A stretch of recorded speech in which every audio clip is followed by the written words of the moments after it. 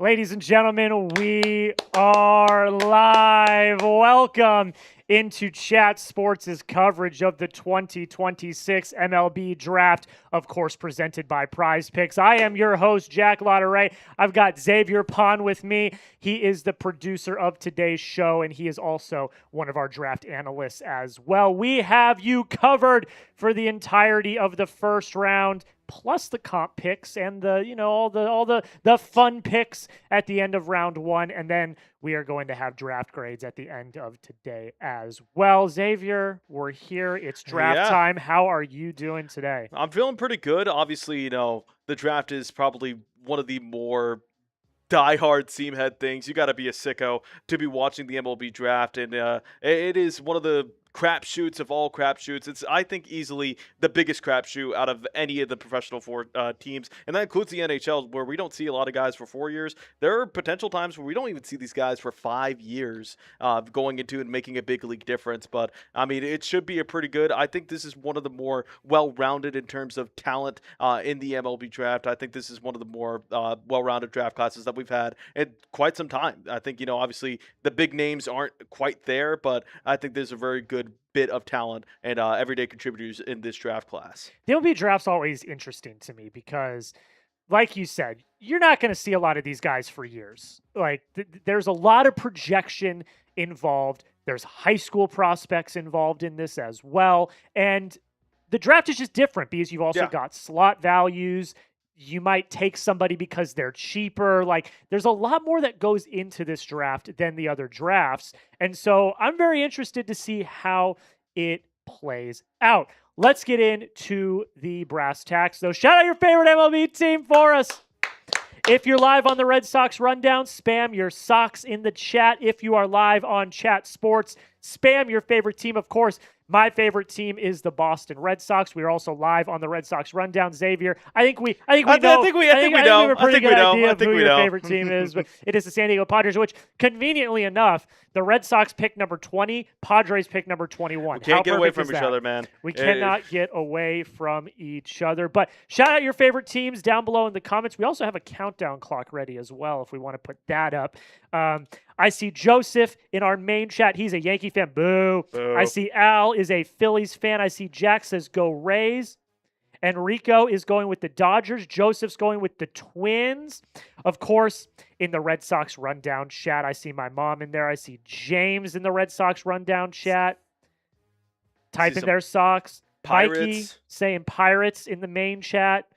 Keep spamming your names. And a fun thing about the Pirates, Rays, and even Twins, they're all competitors right now. Yeah. Like they have top 10 picks. They're all competing. That AL, obviously it is a very weak AL this year, but like I think, obviously these teams have a chance to get a guy, even the White Sox, these teams have a chance to get a guy that could help them win with this current core, while this current core is developing and fighting for playoff spots right now. So I think, it's going to be a very fun top 5, just because of the fact that we haven't really seen teams compete within the top 5 in quite some time. And like, these are teams that could look to add a guy that's going to even extend this core's lifespan, like a Grady Emerson, like a Roch Cholowsky. I think, these guys are pretty talented team, cream of the crop for this MLB draft. Like, I really do think that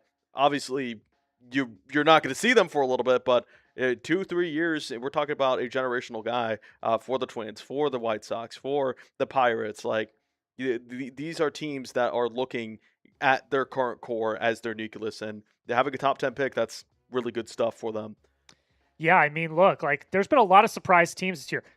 The Chicago White Sox are picking number 1 overall, and they lead the AL Central. Yep. Like, it's very there's been a lot of parity this year that's been very, very interesting in Major League Baseball, and something that we need to keep an eye out for. And you've got a lot of teams like the Red Sox who have not really been that good this year. They're picking number 20 overall. I had someone comment in one of my videos the other day, how do we get a top pick? I'm like, we got to be bad. Yeah. And so, silver lining to the Red Sox not playing well this year, they're probably going to get a pretty good pick next year. So this is a weird draft too, because it takes place directly in the middle of the season. And the reason why, I had someone ask, why is it taking place in the middle of the baseball season? It's because all the high school and college, they play in the spring. Yeah. And so their off season is right now in the middle of the baseball season. So that's when it happens. And it's one of those things too where it's like, as opposed to like NHL or like even NFL in that matter, like some of these guys like are still going to do these prep cases. Like obviously off season for high school, they got to pick whether or not they're going to be going into the MLB and going into a minor league system or going to college. Like this is a huge deal. Obviously the new CBA, we'll see what happens with high school players, but I think it would be a mistake from the MLB to not allow high school players to be in the draft, because like we have like a 17-year-old earlier on or later on in this draft. We have a couple 18-year-olds. Like these are prime players that maybe they don't have an impact right now, but like for my Padres, like Jackson Merle, like he's a high school kid, came in a couple of years later in 2022 or 2023 rather, started trying to get into the big leagues. 2024 is when he made his big league debut, but like that's exactly, he was 21 when he made his MLB debut. Roman Anthony exactly came out of high school. Like these guys coming out of high school.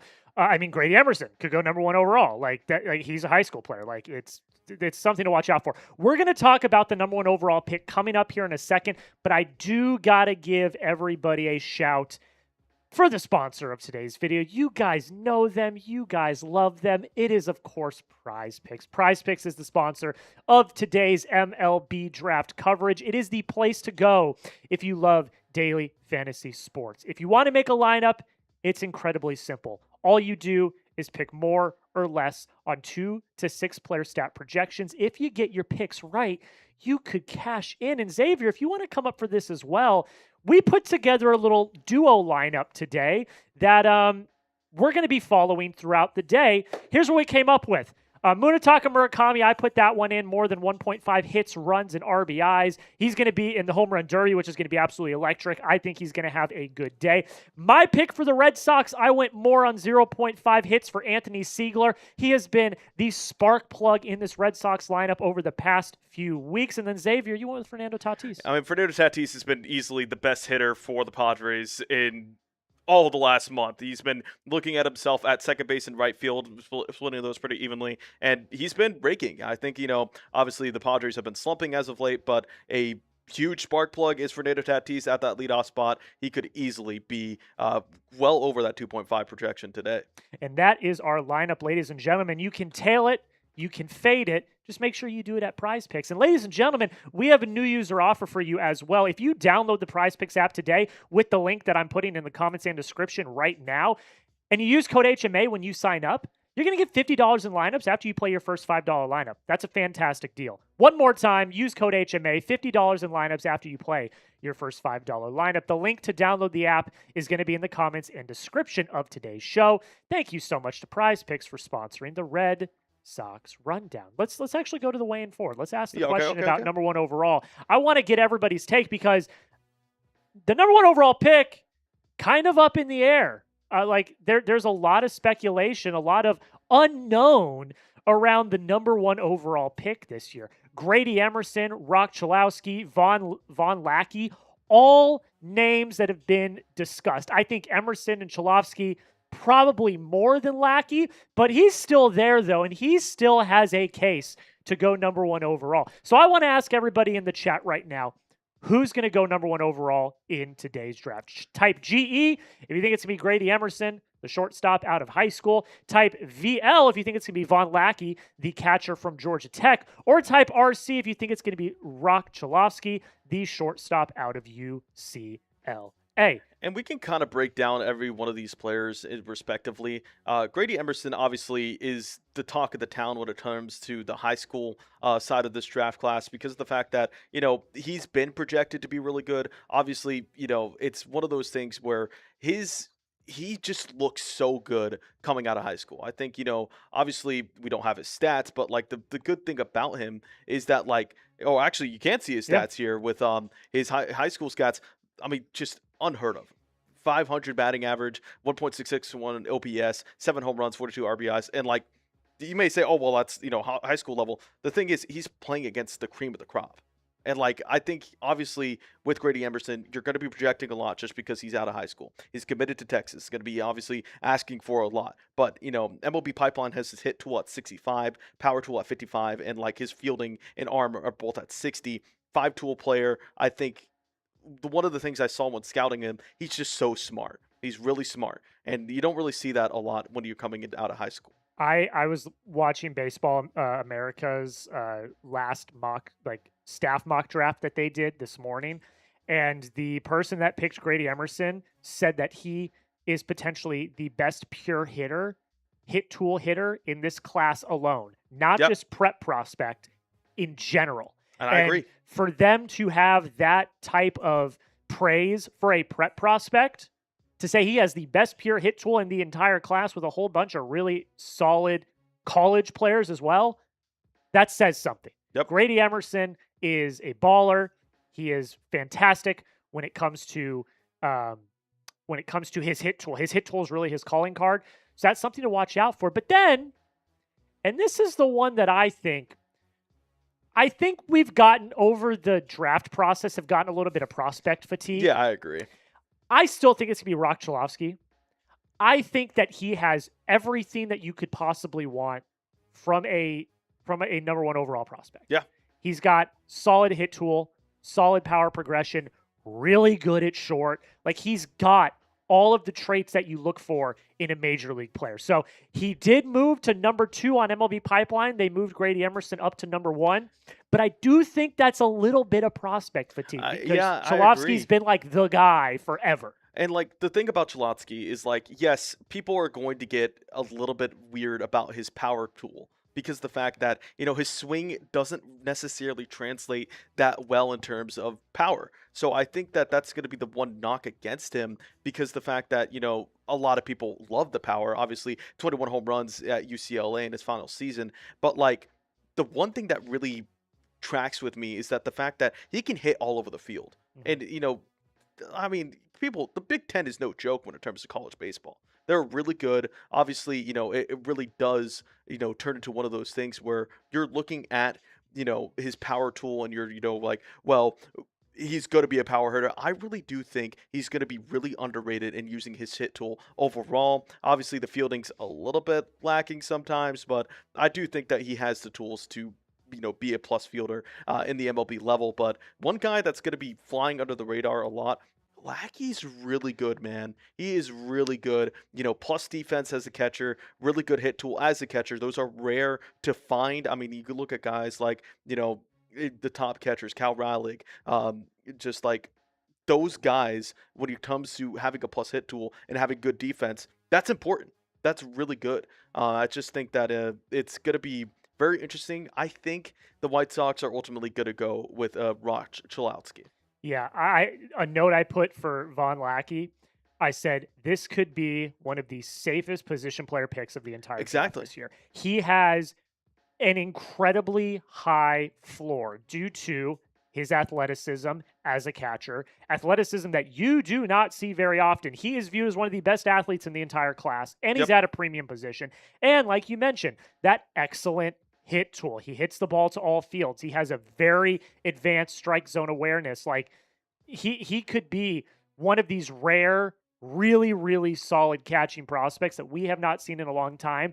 And that is why he is in the top 3, talk of the number 1 overall pick in the draft. Like, that's it. So yeah, those are the top 3. That's going to kind of be, interesting to see who goes where. I'm very much looking forward to seeing it, but help us be number 1. Help us be number 1, ladies and gentlemen. Watching the draft is tough. It is. Like, the first 10 picks are going to be like on NBC, and then it goes to MLB Network, and I know everyone doesn't have access to MLB Network. We're going to be live for the entirety of the first round. So help us be the number 1 MLB draft stream on YouTube, because I know there's a bunch of them. I saw a bunch of people saying, hey, we're going to be live today for the MLB draft. Help us be the number 1 stream. Here's how you can help. Number 1, hit that like button. Hit the like button. Show that you are enjoying the show. Number 2, share the video. Hit that little share icon. Send it in all your baseball group chats. Send it to your friends, to your family, everybody. If you know someone that is a seam head like you, that is a seam head like us, share the video right now. Subscribe today as well. We are trying to do more baseball content here at Chat Sports. So subscribe if you have not already. We're also going to be live for the trade deadline coming up in a few weeks as well. And comment all day long. This is an interactive live stream. We have the chats up. We are reacting to you guys. So comment all day. Join the family today. Before we get to Super Chat, we actually got a Super Chat on main. Oh, yeah, we do. So let's go to that first. We got a Super Chat from Matthew Temple on our main Chat Sports YouTube channel. He had this question. He said, and it's a 5, by the way. He said, when will Chat Sports get a Texas Rangers channel? Well, that's why you share. That's why you help us grow. I know the boss James Yoder's watching. He just retweeted our tweet. So I know the boss James Yoder's watching.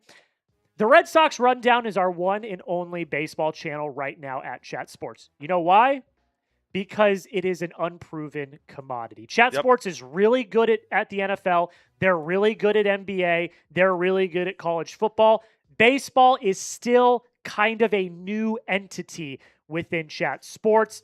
So we got to prove to the bosses that there is an audience for more baseball content. We only do 3 things here on the main Chat Sports channel. We stream the MLB Draft, we stream the MLB Trade Deadline, and we stream every game of the World Series. If you want more content, if you want a Texas Rangers channel, you got to make sure you're commenting, liking, subscribing. We got to show the bosses that you want more baseball content. And we are here in Dallas, by the way. Yeah, which is Rangers territory.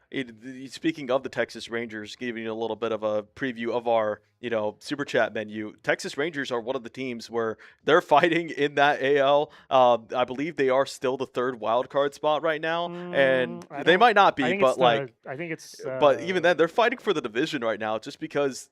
Obviously, the Mariners are a really good team. They went to the ALCS, but everyone's kind of struggling. The Astros are still in that thing. Well, they're not. They're not the third. They're not the 3rd wild card spot. You know why? Because they are leading the West. Yeah, it is a really bad AL West this year. Obviously, they're probably going to be picking a high school guy. Their GM loves picking his high school prospects, but the Texas Rangers are still in the thick of it, and they're really mid. I know Jeffrey Cooperstein, one of our Texas Rangers fans here at the office, he's like, I've watched maybe not even less than half of the Texas Rangers games, and they're still fighting because he tuned out after the first 20 games because they are just so inconsistent. And, being inconsistent in the AL, I mean, as you know, Jack, is probably, not the worst thing in the world. Yep. I totally agree. Shout out to Matt for the Super Chat. Let's show you our Super Chat menu real quick so you guys know that you guys can get some stuff if you hit that sub button, if you hit that Super Chat button. Every 10 subscribers that we get, which we got to track, by the way, every 10 subscribers that we get on today's show is a Bean Boozled Jelly Bean. I've got the box. Xavier and I will go back and forth. Every $5 Super Chat you send in, we'll talk about your team. We just had the one from Matthew about the Rangers, and we talked a little Rangers baseball. If you don't get to 10 subs and you still want us to do a Bean Boozled Jelly Bean, every $20 we will also do a Bean Boozled Jelly Bean. And for every $100 we get on the stream today, our goal today is to get $100 in Super Chats. Yep. So if we get to $100 in Super Chats on the stream today, I will take down a beer bong as well. And I don't drink. Actually, last year when I was here with the MLB Draft, it was my first week. You were still shadowing. Yeah, I didn't even learn how to produce yet. Yeah. I didn't know how to do anything really. So I came into my first week of the job. I wanted to talk some baseball. I love the MLB Draft. But I will take down a cup of pickle juice if we get to 200. Okay. Yeah. By the way, he aced the audition. By the way, so now he's here producing. I don't have to produce this year. It's awesome. But just because we're about 10 minutes before. Actually, let's shout out the city. Where y'all watching from? Yeah, let's do that. I don't think we have to go to that list. That list goes fine. Yeah. Shout out your city. Where are you watching from? Because the time is already starting to wind down. Let me know where you guys are watching from.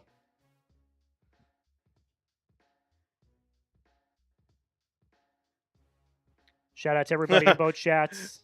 Someone's very, very critical of Vahn Lackey, but yeah, the Sox already do have catcher, but it's kind of not how it works a little bit. I feel like, a lot of people do get a little confused in how people draft. Like, you're drafting based off of kind of future need and best player available. Like, for instance, I saw someone say, "Oh, the Athletics shouldn't draft Vaughn Lackey because they have Shane Langoliers."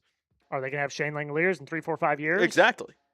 So it's that's the biggest thing here about the MLB draft compared to the NBA and NFL draft. Most of these guys, pretty much all of these guys, you will not see next year. Nope. There will be some of them that maybe, we've had like the Paul Skeenses and the JJ Weatherholts and those types of players where they're just such high risers, have such high ceilings that they're there within a year. But most of these players are going to spend a few years in the minors. That's just how baseball works. It's not like the NFL or MLB. So, like, even if they have a player now, like they said, oh, the Sox have Kyle Teal.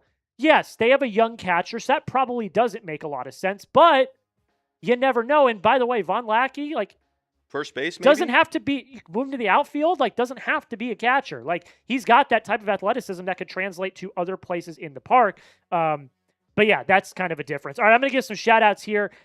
Mike Dibble's in the chat. He's in Durham, chat sports legend. Angler says Hoover, Alabama. Joseph says currently in Jacksonville, Florida. Jose says White Sox fan from California.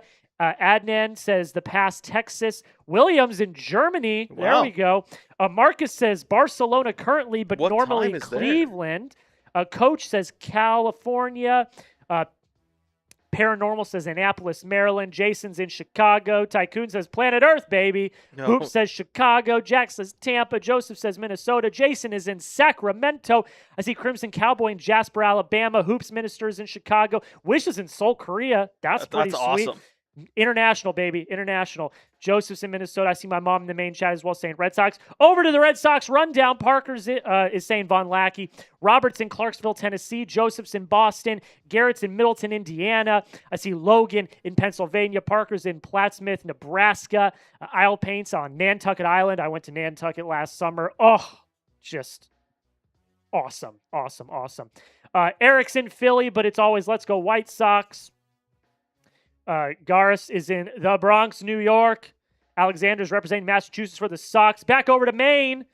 I see a White Sox fan from Michigan. Go Blue. Elizabeth says go Cubs. ATX from Mr. Chuck. Rob Jones in Alaska. Rob, I was just in Alaska a few weeks ago. It's one of the most beautiful places I've ever been in my entire life. I need to go one day. It was absolutely incredible. It was one of the most beautiful places I've ever been in my entire life. I might not do what you do because I'm definitely terrified of cruises, and my wife is as well. That's fine. But I would probably go to Alaska for a vacation. Just fly in and just go, man. But you got to get to a glacier. Like, it's, yeah. Now, we did go to a glacier. We went to a glacier in Juneau, we were just in Juneau. So like, you can just drive there. But like, it's pretty cool. It's pretty cool. But okay. Bosses are telling me we got to get to a 50% like ratio right now. I got the boss in my ear. On the line. Saying we got to get to a 50% like ratio. So right now we've got 300 people watching on Maine. So that's 150 likes. We're at 64 likes on Maine right now. On the Red Sox rundown, we've got 51 people watching with 17 likes. That means we got to get to 25 likes. Hit the like button right now. If you are pumped for the MLB draft, hit the like button right now. I'm very excited to get started here. But let's go. Let's get that like number up. See more people putting their cities in the chat as well. Japan. I see, Japan in there. Walker County, Alabama. Ocala, Florida from Go Cards. I don't know about you, Jack. One of my biggest wish list items in my bucket list is to go see the Japanese high school tournament. I don't remember what the official term is called, but that is just some of the best baseball ever. Really? I'd love to get over there and see some baseball in Japan. Like, I remember when the Padres played their series in Seoul, Korea, too. That was a really fun against the Dodgers to open up, I believe, 2024. That was one of the best watches ever just because the atmosphere was just insane. All over, Japan, Korea, just atmosphere is insane about baseball. They really do love this sport, and it's really showing. The international path is growing in Asia, and just got to love to see that, especially also, too, seeing it in Latin America. Just awesome players, obviously my boy, Fernando Tatis, but just WBC. Well, the games in Mexico were awesome. Yeah. Like they did earlier this year. Yeah. Like the atmosphere there was awesome. Like it was so cool. And then the World Baseball Classic, like just seeing all of that was absolutely awesome. 88 likes on Maine. Can we get to 100 likes on Maine? 12 people. There's 306 people watching. So if we do the math here, there's definitely 12 people that have not hit that like button. Hit that like button if you have not already. I got to tell you about the our second sponsor on today's video, which is SeatGeek. While I am doing that, go down below, hit the like button. We got to 25 likes on the Red Sox rundown, by the way. You guys are awesome. Hit that like button, and here's a message from SeatGeek. Ladies and gentlemen, it is the best time of year. We are in the dog days of summer, but baseball is on fire right now. And there's not many other things I'd rather be doing during the summer than heading to a ball game, which is why I want to give the sponsor of today's live, SeatGeek, a huge shout out. SeatGeek is MLB's official ticket marketplace. Your tickets are fully guaranteed and instantly fulfilled in your account after purchase. And SeatGeek's got your back, guys. Every ticket's rated on a scale of 1 to 10, so you know you're getting a good deal. You just got to look for the green dots. The green means good. The red means bad. With over 35 million downloads, SeatGeek is America's #1 rated ticket app. Ladies and gentlemen, the All-Star Game is taking place this week, and if you want to go to Citizens Bank Park in Philadelphia and check out the greatest and brightest stars of Major League Baseball, you got to get your tickets at SeatGeek. There are still tickets available. Also, the Home Run Derby taking place in the next few days as well. You can get your tickets to the Home Run Derby on SeatGeek as well. And of course, you know I've got a code for you guys. When you use code CHAT10, you're going to get 10% off your next set of tickets at SeatGeek. That is new and existing users. 10% off any tickets with promo code CHAT10. Make sure you click the link in the description to download the app and have the code automatically added to your account so you can use it later. Thank you to SeatGeek. All right, we are less than 3 minutes away from the beginning of the 2026 MLB Draft, so we're just going to run through the picks real quick, show you guys who is picking where. The White Sox are at #1 overall, followed by the Rays, the Twins, and the Giants. Then moving right along, we've got the Pirates, Royals, Orioles, and the Athletics. Then going 9 through 12, we've got the Braves, the Rockies, the Nationals, and the Los Angeles Angels. Number 16. Oh, wait, oops, skipped. No, we almost skipped it. The Cardinals, the Marlins, the D-backs, and our hometown Texas Rangers round out the top 16. Then going in 17 through 20, the Astros, the Reds, the Guardians, my Boston Red Sox are at number 20. And then, how convenient, number 21 is the San Diego Padres for my Xavier. Beloved, keep up the faith. Then we have the Tigers, the Cubs, the Mariners, the Brewers round out what is technically the first round. Then we've got all the comp picks. We've got the Braves at 26, the Mets at 27, and the Astros at 28. Those are all comp picks. Number 29 overall, the Giants, a comp pick via Cleveland. We have the Royals, the D-backs, and the Cardinals with comp picks as well. Then, to round out the first round, I think, right? Or do we have one more pick. We got one more pick after that. Got the Rays via Baltimore, which just the White Sox via Pittsburgh, which just happened last night. We can look at that trade here in a second. We got the Yankees, the Phillies, and everyone's favorite, the Colorado Rockies, rounding out the draft order. Okay, if you are ready, we can come to that after the reset. Let's get the juices flowing. If you are ready for the 2026 MLB Draft, spam your me's in the chat. Let's get these chat rates absolutely flying. That half an hour flew by. Right, in terms of where we're watching, it's on NBC for like the first 10 picks. Then it switches over to MLB.com. Right? MLB Network and MLB.com. Yeah. But like, how many people have access to MLB Network? Exactly. Like, you know, some TVs don't even carry MLB TV, which you can watch MLB Network on that. I mean, our TV that we have here, I had to hook up my laptop. So, all right, I'm going to give a bunch of shout-outs here on Maine because it's going. Sox fan 24, I see Jack. I see the Lalum family. LeBron James. Tycoon, I see LLS. Bill White. I see Michael Jordan's in the chat as well. Oh, my goodness. Goat off. It's a goat off. I see Hernando. I see Eric Simmons.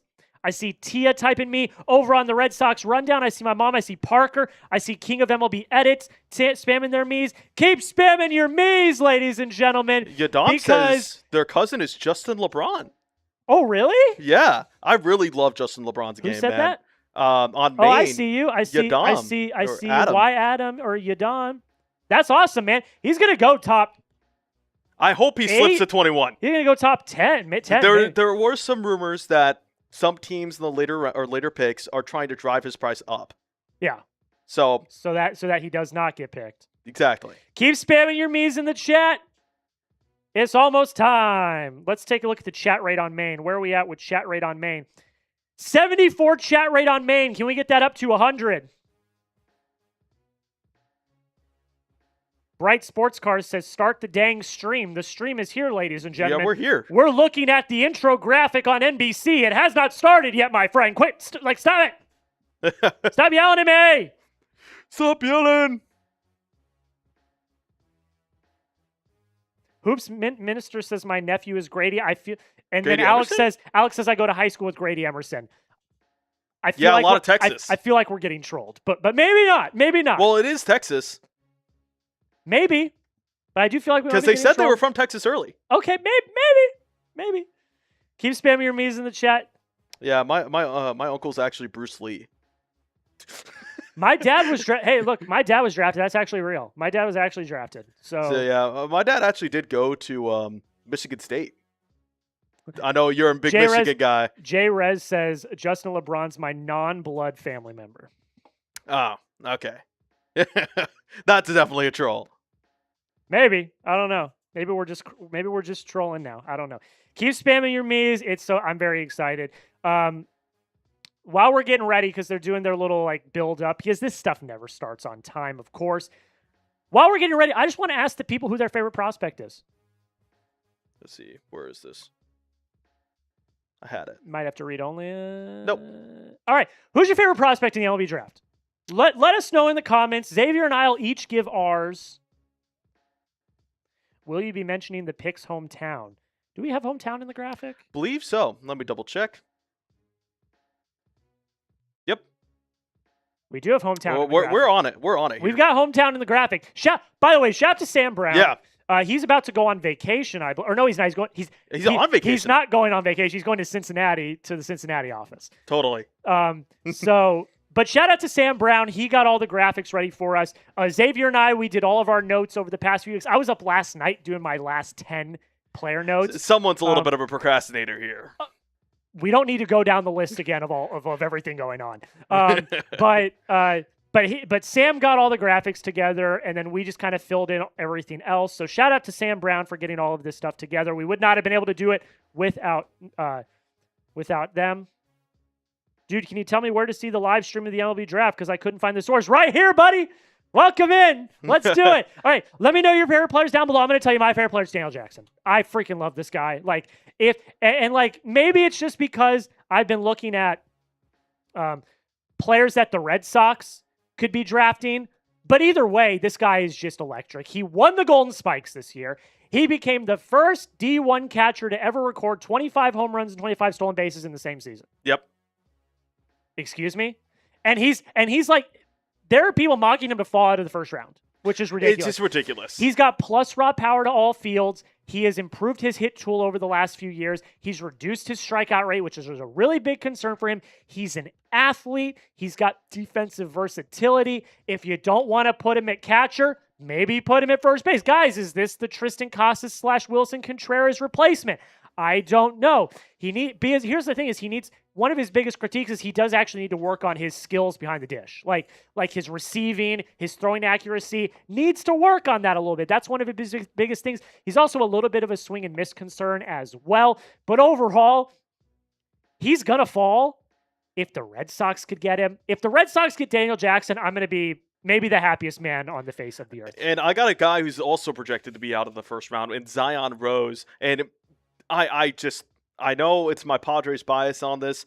He just reminds me of a more polished Jackson Merrill coming out of college. It's just incredible. His hit tool is really good. He has power from foul pole to foul pole. He could run all over the field. He has a good arm. His fielding's a little bit lacking, but I do think that he has some positional versatility. He can play all over the outfield. I think you could even move him into the infield a little bit just because his arm is really good in my opinion. I think, it's one of those things where this is a team in the Padres where they're going to need a new infusion after a second window when Ethan Salas and some of the minor league guys come up into the system. I think this is a perfect, player who can fit into that window in 3 years and can rise up with Jackson Merrill, Fernando Tatis, Ethan Salas, maybe still a late Manny Machado in the window, and it'd still have a new window with this young core of players. Zion Rose is just one of those guys. One thing he does, does swing and miss at the high end of the zone. Jackson Merrill, if you know anything about him, he loves to whiff at the top of the zone. That is something Zion Rose does struggle with. Hopefully the Padres can figure that out because AJ Preller does love his high school guys. They have not drafted a a college player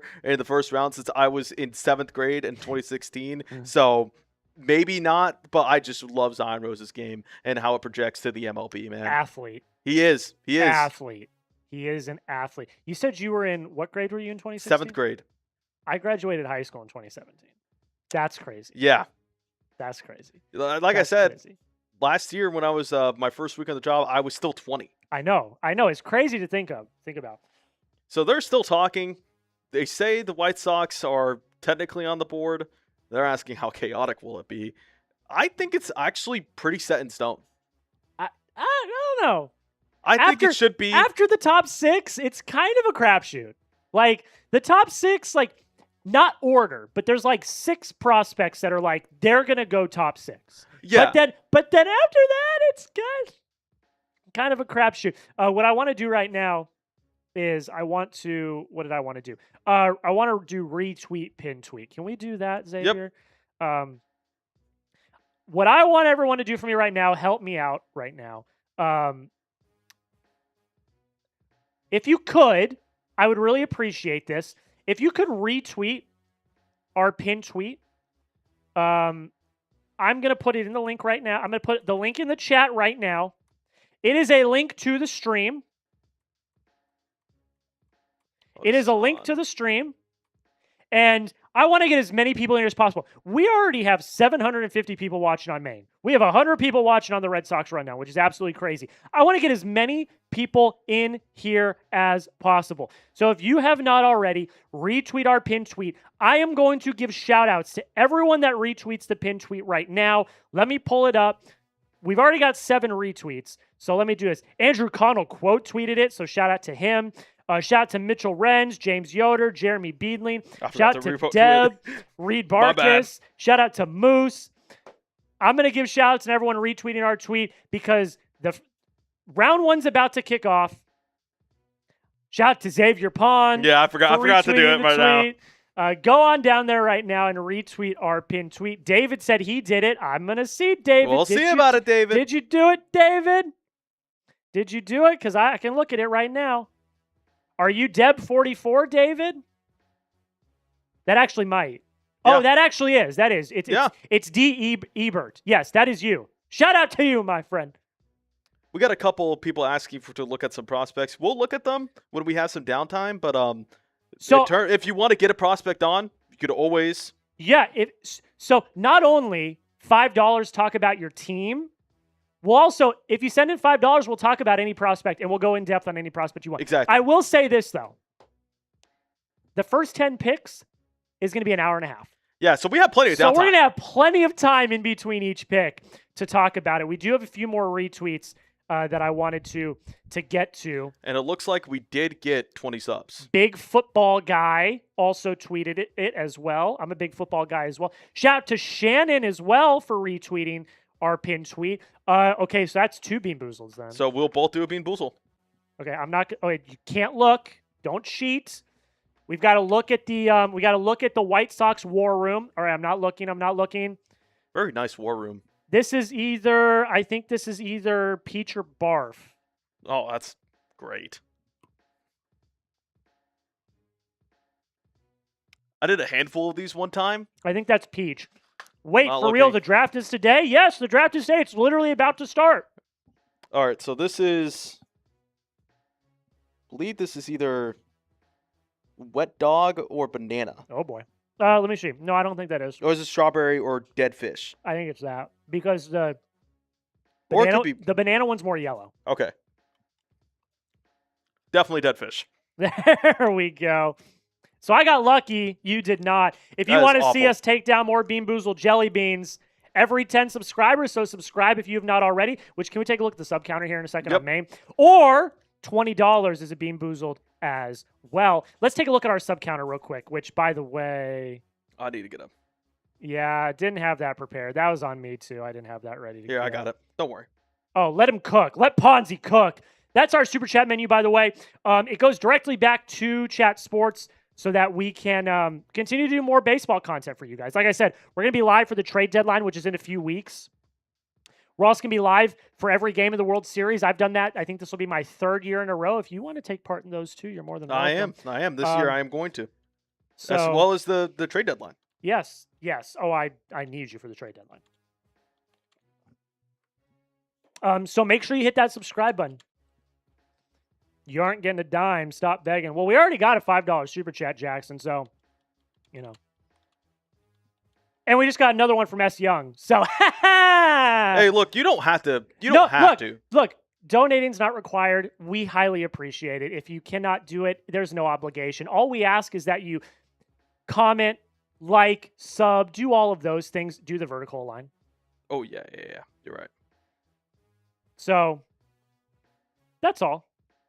We appreciate it, but we're also doing our jobs. This is our job, so we do appreciate it. 100K. Yeah. I'm watching you produce, so I need to stop armchair producing. But hit that sub button if you've not already. 436,270. Last year we hit a milestone. If we can get to 436, 300, 436.5. Yeah. Can we get to 436.5? Didn't the draft start at 1? Well, see, here's what happens is the broadcast starts at 1, but then they do their build-up and the this and the that and the other. It's like the MLB so draft. It's like the NFL draft or the NBA draft. They never start on time. It's always the broadcast starts at that time, but then we're going to do the build-up and the coverage and the this and that and the other. So we're just chilling here. We're getting ready to help out. We're getting ready to do whatever. I see Dylan saying, go Padres. When does the draft start? Probably like 10 minutes. Everyone shut up. Trailer for the Odyssey. Everyone shut up. That's next Thursday. I'm so excited. Yeah. My mom's here. My dad's going to be here. All 3 of us are going. Oh, it's going to be so great. But back to baseball. Hit that sub button if you've not already. Remember, every 10 subscribers is a Bean Boozled Jelly Bean. I probably should have done like 20 or 30 subscribers. But every 10 subscribers is a Bean Boozled Jelly Bean. It also helps the channel. We're trying to prove to the bosses here at Chat Sports. August is evaluation time here at Chat Sports. And they're going to be asking me, I know they are because they've asked me in the last few years, so how's the baseball coverage going? I want to show them. Look, I want to show that number them go up? that That's this all number's you. going up. So hit that sub button if you have not already. Shout out to S. Young. Any chance Jake Brown returns to LSU for his senior year with the new 5 to play 5 rule? So I believe this is going to be going in effect next season. Okay. So I think Jake Brown already forewent his college eligibility. So he's going to be in the draft. Yeah. Okay. So there's your question, S. Young. So do you know anything about Jake Brown? Jake Brown. See. Do I have notes on Jake Brown? I don't Let's remember see. if I have notes on Jake Brown. I have notes for like the top 300. I have notes on Jake Brown. So let's talk a little bit about Jake Brown because Mr. S. Young sent in a $5 super chat. He's got an impact. He's got an impact bat. 16 home runs last year in the SEC. He's got the potential to develop into an above average or better home run hitter. But like I said, that production will continue to grow as he refines his stuff. He has an advanced approach to the plate, which I really, really liked. Patience, a willingness to work deep into counts, which you don't get that often, is a willingness to work deep into accounts instead of just selling out for the power. And his left-handed arm plays really well in a corner outfield spot. His arm is really good. The hit tool is the biggest concern for him. Yeah. The hit tool is the biggest concern for him. So, and I could really see him be kind of like that. And this is what I was talking about with this draft class. You have a variety of talent. He could be that defensive replacement, solid defensive replacement. He is there. Like I do think that with a guy where his bat isn't there yet, it's going to be really important for them to establish that they're good at one thing. I think his defense is probably the best thing. Just looking at my notes, I just said that he could be one of those, I once again, going to the Padres guys, Bryce Johnson type of guy where, you put him in late in the game, you're not going to get an error. Yeah. Yeah, he projects better as a corner outfielder. The athleticism's it doesn't jump off the page, so the potential of him staying in center, probably not going to stay in center if he makes it to the next level. But definitely an interesting prospect. MLB Pipeline currently has him as their, where did he go? I see, I have it right here. He's their number 59th overall prospect. So Probably a late day one, early day two guy. Maybe if he's cheap, maybe if he's Probably a little day cheaper. one for sure. Yeah. How many picks? Oh, there's like 90. Oh, yeah. Yeah, He'll be a day one guy. Yeah, he'll be a day one guy for sure.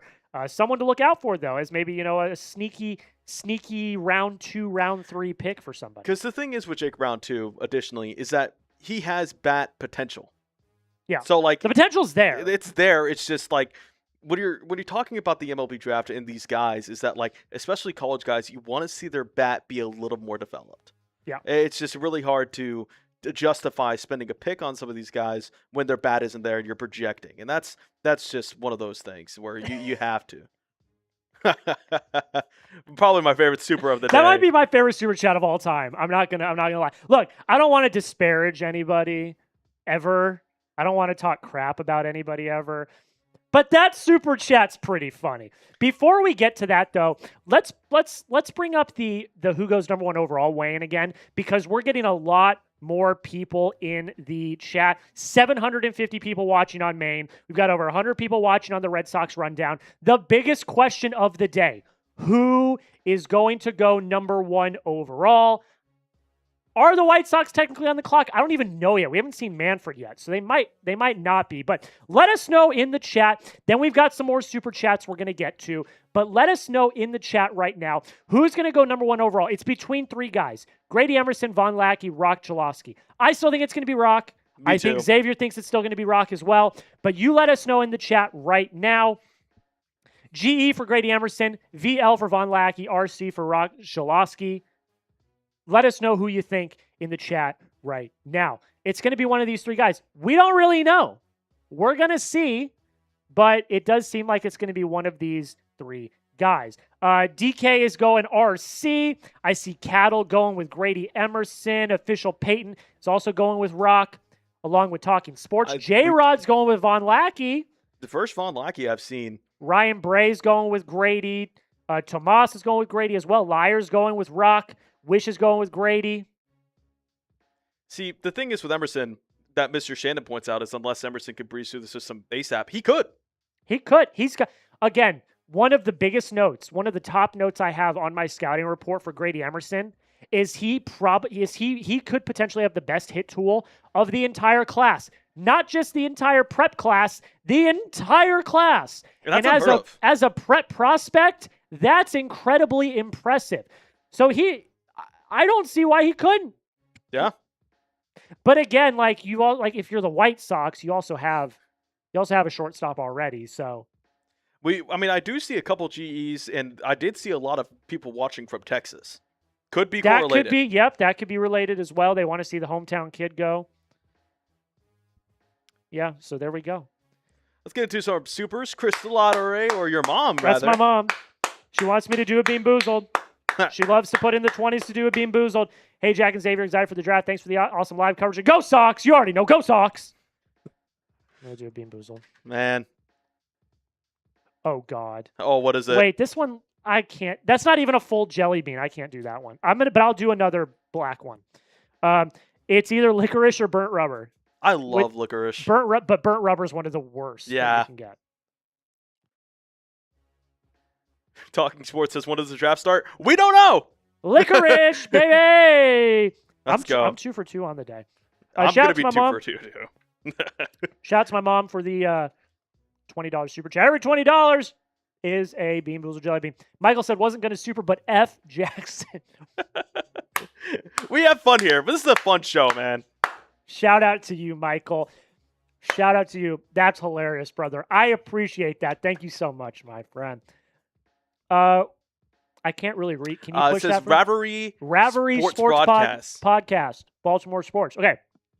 I think Drew Burress is the Orioles' future. Hope Jackson Flora drops to 7. All right, let's talk about Drew Burress first. I like Drew Burress quite a bit. Let me pull up my notes. So Drew Burress. He is the number 7 prospect on MLB Pipeline. Elite power hitter. Dude, he's really good. Elite power hitter. Plus power. Plus power to all fields. Yep. That's hard. Just incredible. He's also got advanced bat speed And he's got excellent plate discipline. Like this guy is a freaking baller. He has, and this is one of my notes, one of the highest offensive ceilings of the entire draft class. The floor might be a little bit low though. Exactly. And his stock, this is kind of the biggest concern with Drew Burst. His stock relies heavy on his bat. And the thing is that if you see any wrong things with his bat, you're not going to pick him just because his floor is probably, and I like Drew Burst. I really do think that he could be one of the best players in the draft when it's all said and done. And maybe we're overthinking it. Maybe this is one of those cases where we're just like, oh, he's too good. His bat is too good. It's not going to project well. I think his bat is easily the best power in this draft. The only problem is that I do feel like that plate discipline is going to lead to a place where he has his pitch and he wants to get it. He's going to swing and miss, and he's going to be striking out. And that's what the guys with the power go. But, like, the thing is, he's smart. He's a really smart athlete. And I think, obviously his coaches have raved about him at Georgia Tech, really strong work ethic. But the whole thing is that if his bat doesn't translate, it's over. Because his hit tool relies on his power. So it's going to be really hard for him. I do like him. And, talking about the other guy that you had, Jackson Flora, I do think he's going to fall. I'm not the biggest Flora fan. I think that he has a couple of just like, he's kind of like a one-trick pony. And that is his fastball. His changeup isn't really that desirable in my opinion. I do kind of like his slider. I think that, obviously you're going to have to develop it. But the thing is that he's 21 and you're going to be, as a college arm, you're going to be expected to have a good two-pitch mix. Mm-hmm. Because if he's going to rely only on that fastball, guess what you're going to be anticipating? The fastball. Exactly. It is considered 70 grade, though. Yeah, it is. It's elite. Like, it is plus fastball. He's also got to work on his command. Yeah. His command's an issue. He throws strikes, but the pitch location can be an issue. Like, if you're throwing 100 all the time, that's great. But if it's right down the middle, these are professional hitters. Like, you're not fooling anybody at that point, unless you're Rafael Devers. But yeah, he needs to work on his pitch mix, needs to work on his command. But I think this is a lot of the projection. You know what I mean? Like, he was one of the best college pitchers last year. Now, again, UC Santa Barbara, who are they really playing? Are they playing the elite, like, level type guys? Could he have relied on his 70 grade fastball a little bit? The answer is probably yes, but it's going to be something to monitor overall. They're talking about the White Sox. Let me see. Yeah, nothing that I need to hear. Nothing that I need to know. It's going to be one of the three. But yeah. It is very going to be tough to... Do you want to waste a top 10 pick on a potential reliever? Yeah. Like, that's the thing. Will he go top 6? Probably. Yeah, because the thing is, his fastball's great. It's the potential. That's what the draft is. It's the potential. We've seen so many busts because you are projecting out so many of these players. But we'll see. Still waiting on the number 1 overall pick. We are 24 minutes in. Yeah. Still waiting on the number 1 overall pick. Shout out to Michael Chandler. Maybe this is why it's 90 minutes. Shout out to Michael Chandler. That's probably right. Does Carson Wiggins get the money he's looking for? Does he come back to Arkansas? He does have some eligibility left, I believe. I do not have notes on him. I do. You do, so you can talk about it. Shout out to Trizzy Trace, our Arkansas Razorback legend here. They got quite a few. They got quite a few players in this class. He is kind of the same way, but he's kind of reminding me a little bit of. And this is, once again, Padres bias, maybe a little bit. I just pulled up his grades. Yes. Oh, my God. So. Who is this guy? How do we get him on the Red Sox right now? The thing is, I have Is this Mason Miller light? Exactly. The thing is, his slider, MLB Pipeline has his grade at 80. 80 fastball. I disagree. I think his slider's an 80. His slider is the nastiest thing I have ever seen in my life. And I'm a Mason Miller guy. I've seen Mason Miller pitch. His slider is amazing. You look through the film, and I think maybe this is just my bias. Someone's going to overslot him in the second round. Because the whole thing is his control. Sometimes he can't hit the broadside of a barn. But I think overall, His fastball and his slider are amazing. 2-pitch mix. And, we've seen guys like a Mason Miller come out of the bullpen. I think he's going to be a reliever. I don't think he's going to be a starter. I think they're going to prop him up as that, 6'5", 215 dude. I think someone's going to offer him over slot. I will say, as I'm reading his scouting report now, he had Tommy John. Yep. He also had internal brace surgery. Yep. He's going to be a reliever. That's concerning. The thing is, though. But how do I get him on the Red Sox right now? The thing is, though, and maybe this is, we kind of see this with Brody Bumila, unfortunately, with his UCL injury. And I do like his game as well. But the thing is. Sorry, I got to interrupt you real quick. How much time's left on the clock? Show the clock. There's no clock. Yeah. If there was a clock, we would give you a clock. We are sitting here waiting like you guys are. So we're going to continue to talk ball and get ready. It's the MLB Network crew sitting up on the desk talking. We've got no clock. We have yet to see Rob Manfred. You know what I bet you happens? I would bet you at the half hour, that's when it starts. I would bet you they're doing a half-hour build-up, and then it starts at the half hour. Kind of like we did. We do not have a clock. We don't have a clock. We don't see a clock. It's guys at a desk talking. As soon as we know, we will let you know.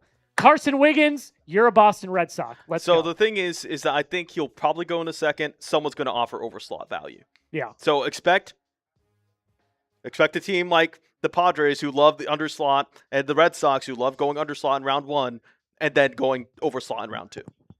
I love it. He is a legendary player. And I was telling our Arkansas Razorback guy, he's like, he only pitched a little bit, though, in college. So he's going to be a reliever. He didn't pitch at all last year because of the internal brace. Yep. So you're projecting a lot with him. Let's do where we're going. Likes. Yeah. Like rate or? Like rate. If you guys have not already. We got more calls coming in for the boss. That like button, ladies and gentlemen. The more you hit the like button, the sooner the draft will start. That is a scientific guarantee. So hit that like button. Hold on, let me cook here. Cook.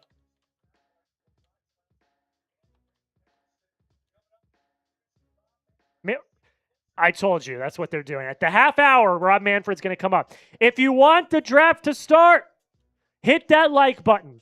We have 870 people watching on our main Chat Sports YouTube channel. We should be able to get to like 500 likes. But you know what? I'll settle for 300 likes. Hit that like button if you have not already. On Red Sox, we have 100 people watching with only 40 likes. Can we get to 50 likes? That would be a 50% like ratio. If you want the Red Sox to win the World Series. If you want the draft to start, hit that like button. Hit that like button. Someone's Red Sox built over here, but I get it. I'm not coming from the guy who's head-to-toe Padres. I am head-to-toe brand, baby. Slam brand, Diego love, baby. Hit that like button if you have not already, which, by the way, after this, let's do prize picks real quick. Hit that like button if you have not already. We're almost to 200 likes on Maine. We're almost to 200 likes. We've got almost 900 people watching on Maine. Let's go. Y'all are confused where to watch. Not already. So I've always said this. You don't want to channel surf. You don't want to, you're going to have to go to Peacock to MLB.com or to MLB Network. Just stay here. Watch the draft here. We're going to be live for the entire first round. We're going to be live for the first round. I will say, we will get off after the first round because then we got content we have to make around the first round of the draft. But the first 10 picks are on Peacock/NBC, and then it goes to MLB Network. And not a lot of people have access to MLB Network. So stay here. We're going to be live for the entire first round. Hit that like button if you're not already. We just got to 200 likes. While you're hitting that like button, let's talk about Prize Picks. Ladies and gentlemen, you know them. You love them. They are the presented sponsor of today's show. It is Prize Picks, ladies and gentlemen. It is the number one place to go if you love daily fantasy sports. I'm literally rocking them right now. If you want to make a lineup, it's incredibly simple. All you do is you select more or less on 2 to 6 player stat projections. And if you get your picks right, you cash in. Available in all 50 states, including Washington, D.C. And we got a little lineup for you guys to tail or fade. Myself and Xavier cooked this one up together. I put in Munetaka Murakami. He's been on an absolute tear. I'm so excited to watch him in the home run derby. We went more Oh my gosh, excuse me. On 1.5 hits, runs, or RBIs, we went more.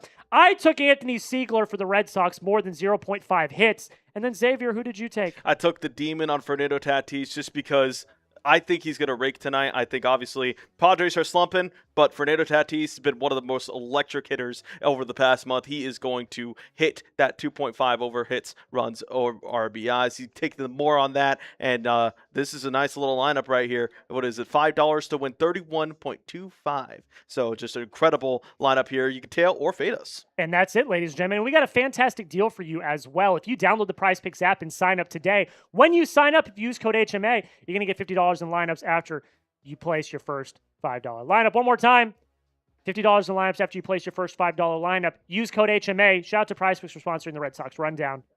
I appreciate it. Let's go to who's going to be the number one overall pick. Exactly what I was about to say. It's time. I was going to say. Draft is about to start.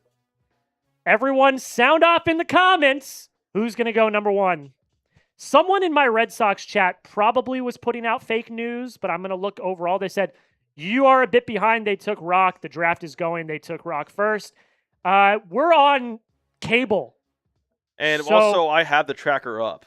Yeah, we're on cable, so we're not behind. I know that we're live. But you let us know in the chat, who's going to go number one? Is it Grady Emerson, Vahn, Lackey, Roch, Cholowsky? Let us know down below. Just get their initials down in the comments. Sammy is going with Vahn Lackey. That was the first one that I saw.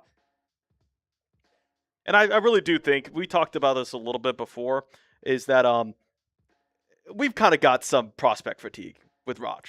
I think that's exactly what it is. Like, you talk about pure, like, what the White Sox need. They need a guy like Cholowsky. I'm not saying Grady Emerson's like a scrub or anything like that. I just think that he's a lot more ready, or more ready. He's more ready to get in the everyday lineup in like 2 to 3 years, which is what they want this window to be.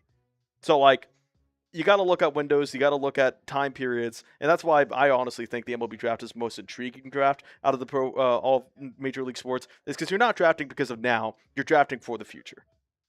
And I think you got to get a guy like Cholowsky, and you're just going to be absolutely set, and you're going to be having very good, at least at the bare minimum, a contributor to your team. Yeah, I think that he is probably one of the most well-rounded players, especially the hit tool. The power projection is absolutely awesome as well. Like, he is, in my opinion at least, the obvious number one. Who would I need to follow on Twitter for like tipped picks? Who would I need to follow on Twitter? I have. We got to boo Manfred. Boo! Everybody boo Rob Manfred. Do we have a? Well, I don't think we have a Wayne for that. I can make one. The lockout's coming. Everybody boo Rob Manfred. Just do this guy stinks. Spam boo.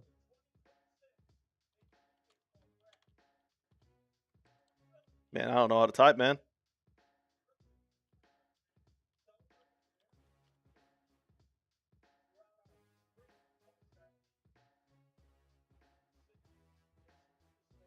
Everybody spam your boos! Boo! We don't want a lockout. We don't want a lockout. Boo! I know it's mostly the owners, but boo! Everybody spam your boos in the chat. So we spam your boos! So we do have leaks. Okay, who? So Joe Doyle, MLB Insider, said Roch Cholowsky is going to be picked with the first pick in the MLB draft. Looks like Grady Emerson's going to go number 2. Yep. Well. So let me get that in our... Make sure I can spell right. Everybody spam your boos. Everybody spam your boos. We don't want a lockout. We don't want a lockout. I will give him credit for the pitch clock, though, but we don't want a lockout. Hey, the pitch clock's awesome. Pitch clock's awesome, but we don't want a lockout. Spam your boos. So turn notifications on for Joe Doyle. Do you need me to send him?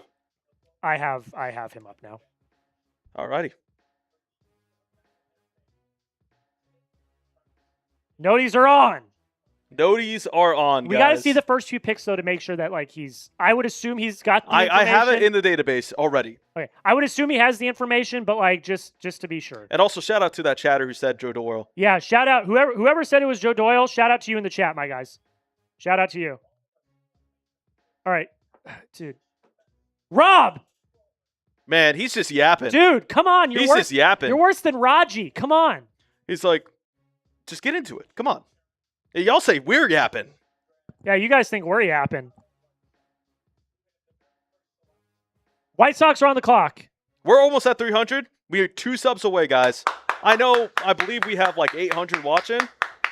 900 watching. 2 of you aren't subscribed. Hit that sub button if you've not already. If you want to prove to our bosses that we need more MLB content, subscribe. You gotta hit That's that the sub only button. way we can prove it. If we can show that we're getting those sub numbers up, that's going to prove to the bosses that we need to do more content.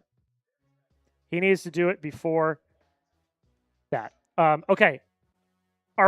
Do we feel good about this? Like, do we feel I good? would say let's hold off until the first pick. Okay. We're going to hold off just to make sure, folks. But we have it already ready. We have it ready to go, but we're going to hold off just in case. Although Underdog MLB is tweeting them out as well. Okay. I think we feel pretty confident in this then. Look, see? Look at that. I just don't want to risk it, you know what I'm saying? Yeah, that's true. Just in case. What do y'all think? Do y'all think it's a lock? Is it Roch? Is it Roch? Are you getting rocky with Roch? By the way, Tyler Milliken just tweeted this out, and I agree with him. Passing. Yep, he got it. Okay. It's good. Tyler Milliken said, I'm just going to reiterate, it's extremely stupid that baseball games are currently being played while the MLB draft is on. I completely agree with that. Yeah, I agree. There was another guy from a Pittsburgh guy, and the pick is in, by the way, guys. Pick is in. Let's get into the pick. Let's just get into the pick. Roch Cholowsky is the pick. Round 1, number 1 overall. We got the draft graphic. Let's get the scouting report up, big dog. Let's go, big dog. Roch Cholowsky is the number 1 overall pick in the 2026 MLB draft. I like this guy, man. I like this guy quite a bit. He moved down from the number 1 spot to the number 2 spot. But I do feel like we've got a little bit of fatigue around him. A little bit of fatigue. According to MLB Pipeline, here is the stats. 6-foot right-handed hitter. He's got the chance to have 5+ tools when all is said and done. He routinely finds the barrel, doesn't swing or chase with an advanced approach at the plate. So I really like this dude. I think this dude is electric. I think that he is going to be one of the most valuable players to come out of this thing. You can take the L3 off as well. Okay. The brass tacks. Advanced hit tool. He consistently finds a barrel. Excellent pitch recognition. And on top of that, he's got impact power. It's plus raw power to all fields. He does need to work on some of his in-game power, but if he can continue to advance that, he's going to be really damn good. Without sacrificing his contact quality either. He has that power. Average speed at best, that's one of his knocks. Average speed at best, that's a below average grade. But again, 21 home runs last year. Like, he's a dude. He's a guy. And not to be pun intended, he's a rock. Like, he is one of the more sure things that I've been more, convinced about is that he should be number 1, and he is number 1. I'm really glad that he is. The White Sox did not overthink this. I do think that, obviously we have the report that Grady Emerson's going to, which I feel pretty confident in. We'll talk about him whenever we get past it to officially tweet that. Yeah. But I do think the thing is with Cholowsky is that you're just going to have to be, convinced that his power tool may not be all the way there quite yet. I think that his swing does translate. He's going to have to add a little bit more of a power stroke to it. But even then, at the very worst, you're getting a contact guy who could make contact and put the ball all over the field. So there we are, the number 1 overall pick. We are going to do a short here. So Yep. if you want to just take me full screen for a second. And then Durham is already ready to go. This is going to be a short that goes out on Maine. Here is 60 seconds on the number 1 overall pick in the MLB draft, Roch Cholowsky. The number 1 overall pick in the 2026 MLB draft is shortstop from UCLA, Roch Cholowsky. One, I think, probably close to consensus. There was talks that Grady Emerson, the prep shortstop, might also go number 1 overall, but It ended up being Cholowsky out of UCLA. He is absolutely fantastic. He's got an advanced hit tool. That is his calling card, something that is going to translate immediately to the next level. And he's also got impact power. It is plus raw power to all fields. He does need to work on his in-game power, but if he can do that, and if he can translate, he could be one of the best hitters to come out of this class. He's also got premium position value. He projects to remain at shortstop, not be moved. He has really good defensive traits. The one biggest knock on him is he's got average speed at best. It is graded below average to plus, so, not the speediest guy, and there's not really any true elite skills. There are 4 skills that could eventually be graded as plus, but he still needs to get there. I love this pick for the White Sox. I thought it was a clear number 1 overall pick, and Roch Cholowsky is the newest member of the Chicago White Sox. Pick is in.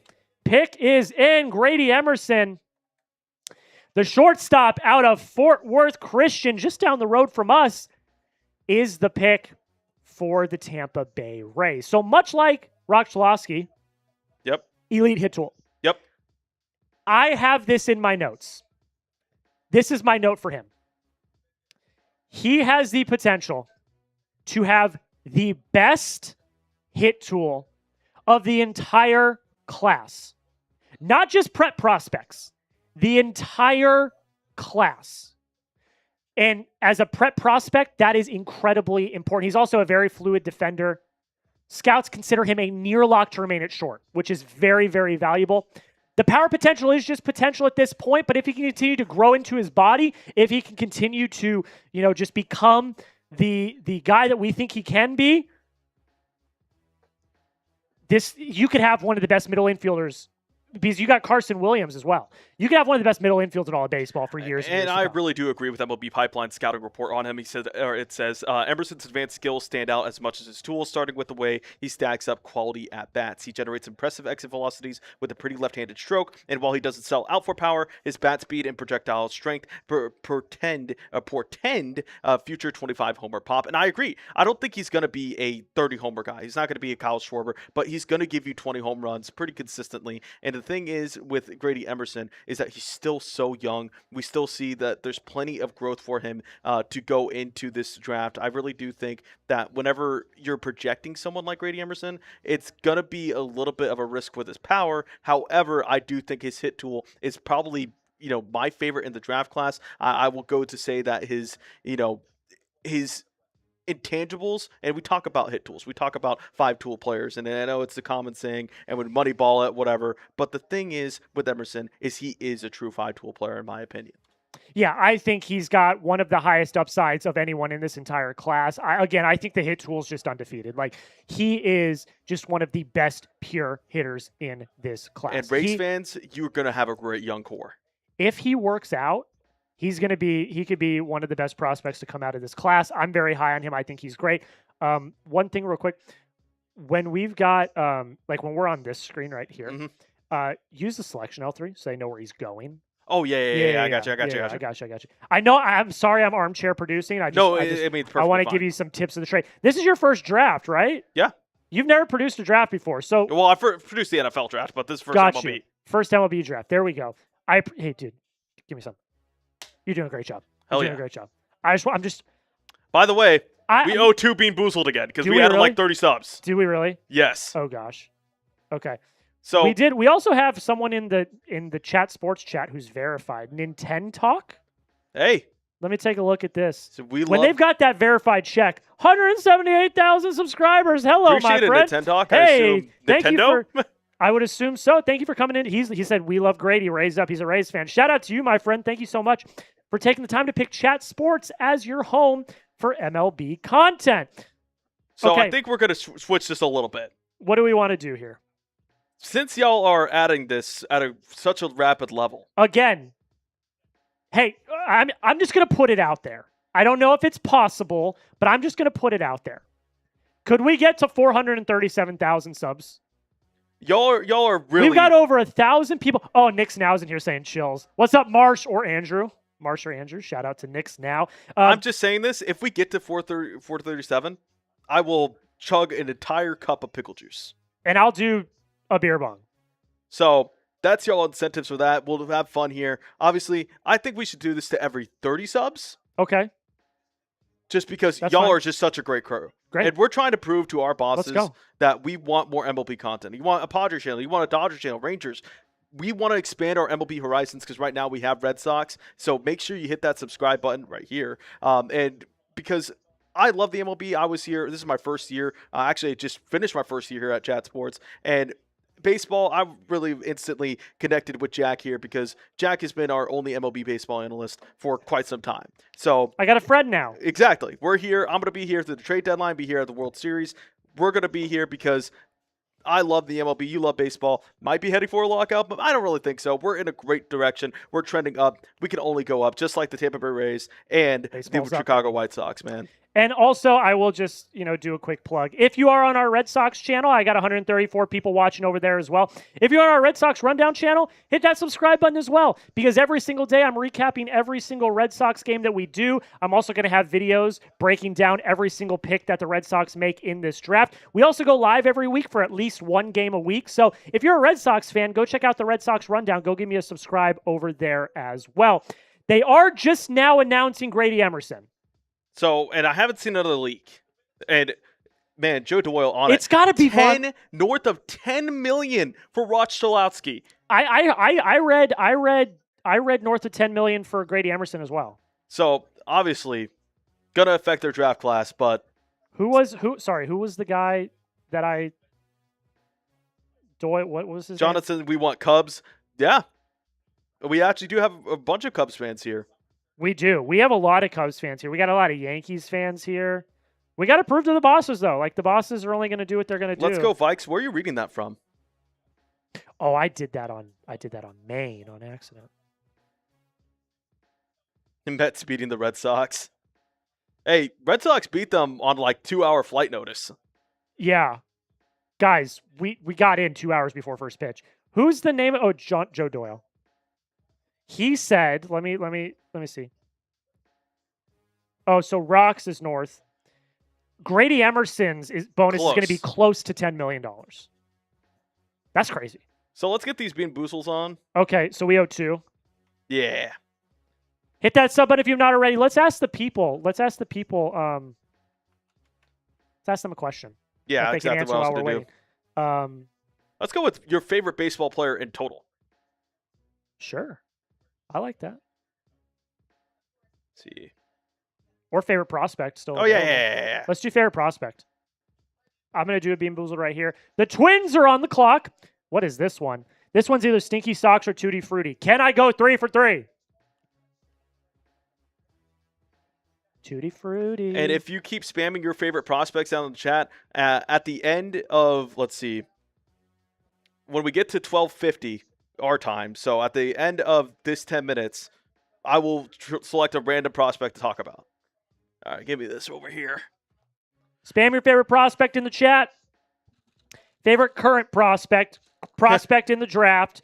Not, I see someone said Pete Rose and Mike Trout. Not prospects anymore. Did that one. Spam your favorite prospects. We're going to give you guys a few minutes, or not even a minute. This is cappuccino or liver or onions. That's liver and onions is the worst. 2 for 2. Oh, my God. Attaboy. It's pretty rancid, right? Oh, my God. I do like the onions, though. But it's a jelly bean. Okay, keep spamming the names. I'm not going to look. Keep spamming the names. We're going to pick a name at random, then we're going to talk about that prospect. So if you missed it, Roch Cholowsky goes number 1 overall to the Chicago White Sox. They're currently interviewing him right now on the broadcast. Grady Emerson goes number 2 overall to the Tampa Bay Rays. Okay, you want to pick or you want me to pick? I'll pick. We could both do one. We'll do 2. Oh, Vahn. Is he in? That's what Joe Doyle says. Okay. I did see a report, too. In 3, 2, 1, I see EJ saying Vahn Lackey. How convenient. Yeah. How convenient, because... Let me get the pick in, and then we'll talk about it. We're about to talk about him. Because it appears, is the pick at number 3 overall. And I'll pick one after we finish talking about Vahn Lackey. Let's talk about Mr. Vahn Lackey, ladies and gentlemen, who, according to our sources, Joe Doyle, is let me get this again. the number 3 overall pick. Vahn Lackey, someone that we've talked about leading up to the stream. We knew it was going to be these top 3 players. I don't think anyone had any doubt in their minds that it was going to be Cholowsky, Emerson, and Lackey. And rightfully so. Vahn Lackey deserves the praise that he's getting. He is an elite athlete. Like, elite athlete. And especially in a premium position at catcher. He's viewed as one of the best athletes in the entire class. He's also got excellent contact rates. He's got an advanced awareness of the strike zone. Like, he is a dude. His hit tool is phenomenal. And while scouts have viewed him as a hit over power catcher, more of a hit tool than a power tool, the power emerged in 2026. 20 home runs for Georgia Tech. He has an incredibly high floor. This is one of my notes. This could be one of the safest position player picks in the entire draft this year. I think that he is going to be one of the best. He's got the potential to be one of the best picks to come out of this draft, and I think one of the safest picks of the entire draft. No, I 100% agree. I think, and the thing is, too, there was a rumor circulating. I didn't see it from confirmed source, but Ryan Jeffers is on the trading block this season at the trade deadline. And that's kind of lines up with what we've seen. He has a couple years of team control left. I believe he has 1 left. So I believe with this pick, he'll be ready for this because the Twins are going above schedule right now. I really predicted their window to be in the next year and in 2 years. And Lackey I believe, will contribute as early as maybe next year. Later on in the season. I think, obviously you're going to be talking about, potentially the start of the 2028 season as that time period where he starts contributing. I think this is a great pick from the Minnesota Twins. Ryan Jeffers is a great catcher in my opinion. I think they're probably going to offload him in favor of more prospects that are going to be in that window of 1 to 2 years. I completely agree with you. I think that he is going to be, when we look back on this draft, he will be one of the players that is just excellent. Like, I really like it. Let's look at the last 3 picks, the first 3 picks that have happened so far in this draft. And I'll give a quick thoughts on the first few. Xavier, if you want to put me up left real quick and just check Slack real quick, so that you can just take a look at what one of our bosses is hitting us with. Here were the first 3 picks of the draft. Not very surprising. Roch Cholowsky goes to the Chicago White Sox, number 1 overall. Grady Emerson, number 2 overall to the Tampa Bay Rays. And Vahn Lackey goes number 3 overall to the Minnesota Twins. Not a lot of surprise. It was going to be these 3 players. I think the big surprise would have been if one of these players would have fallen. Now it gets interesting. There are a few more players that are speculated to go 4 through 7, 4 through 8. Once we get past the number 8 spot, it's really going to get crazy. But as of right now, it seems pretty cut and dry what we are working with. And I do think also the next pick is going to be coming in here rather quickly. The San Francisco 49ers are going to be on. I just said the San Francisco 49ers, didn't I? Yeah. The San Francisco Giants, are going to be on the clock. These are how the next 4 picks stack up. We've got the Giants. We've got the Padres. We've got the Royals.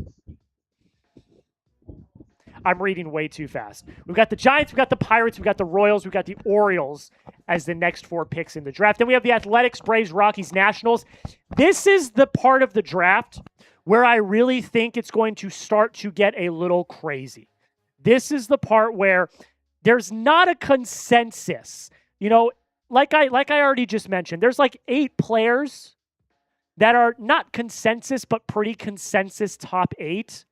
But after that number 8 pick with the Athletics, it's going to really start to get crazy. So I'm interested to see what happens. I think it's going to be a lot of fun. I'm really looking forward to it. And I still think that the, top 3 picks being chalk were exactly what we thought they were going to be.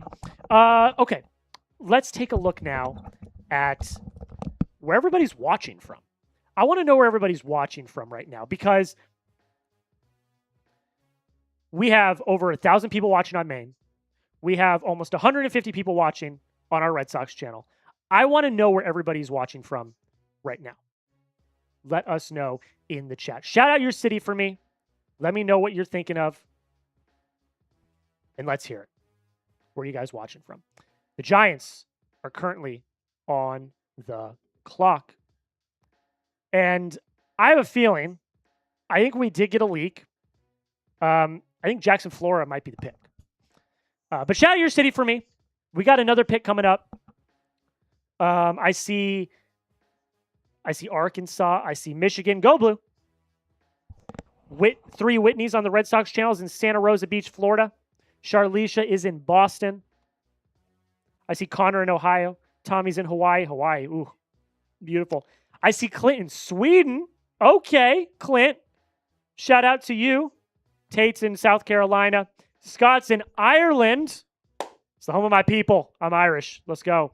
Mustard's in Paris. We got an international crowd here tonight, Xavier. International crowd here tonight, which is absolutely awesome. The Ryan says Kazakhstan. DK is in Seoul.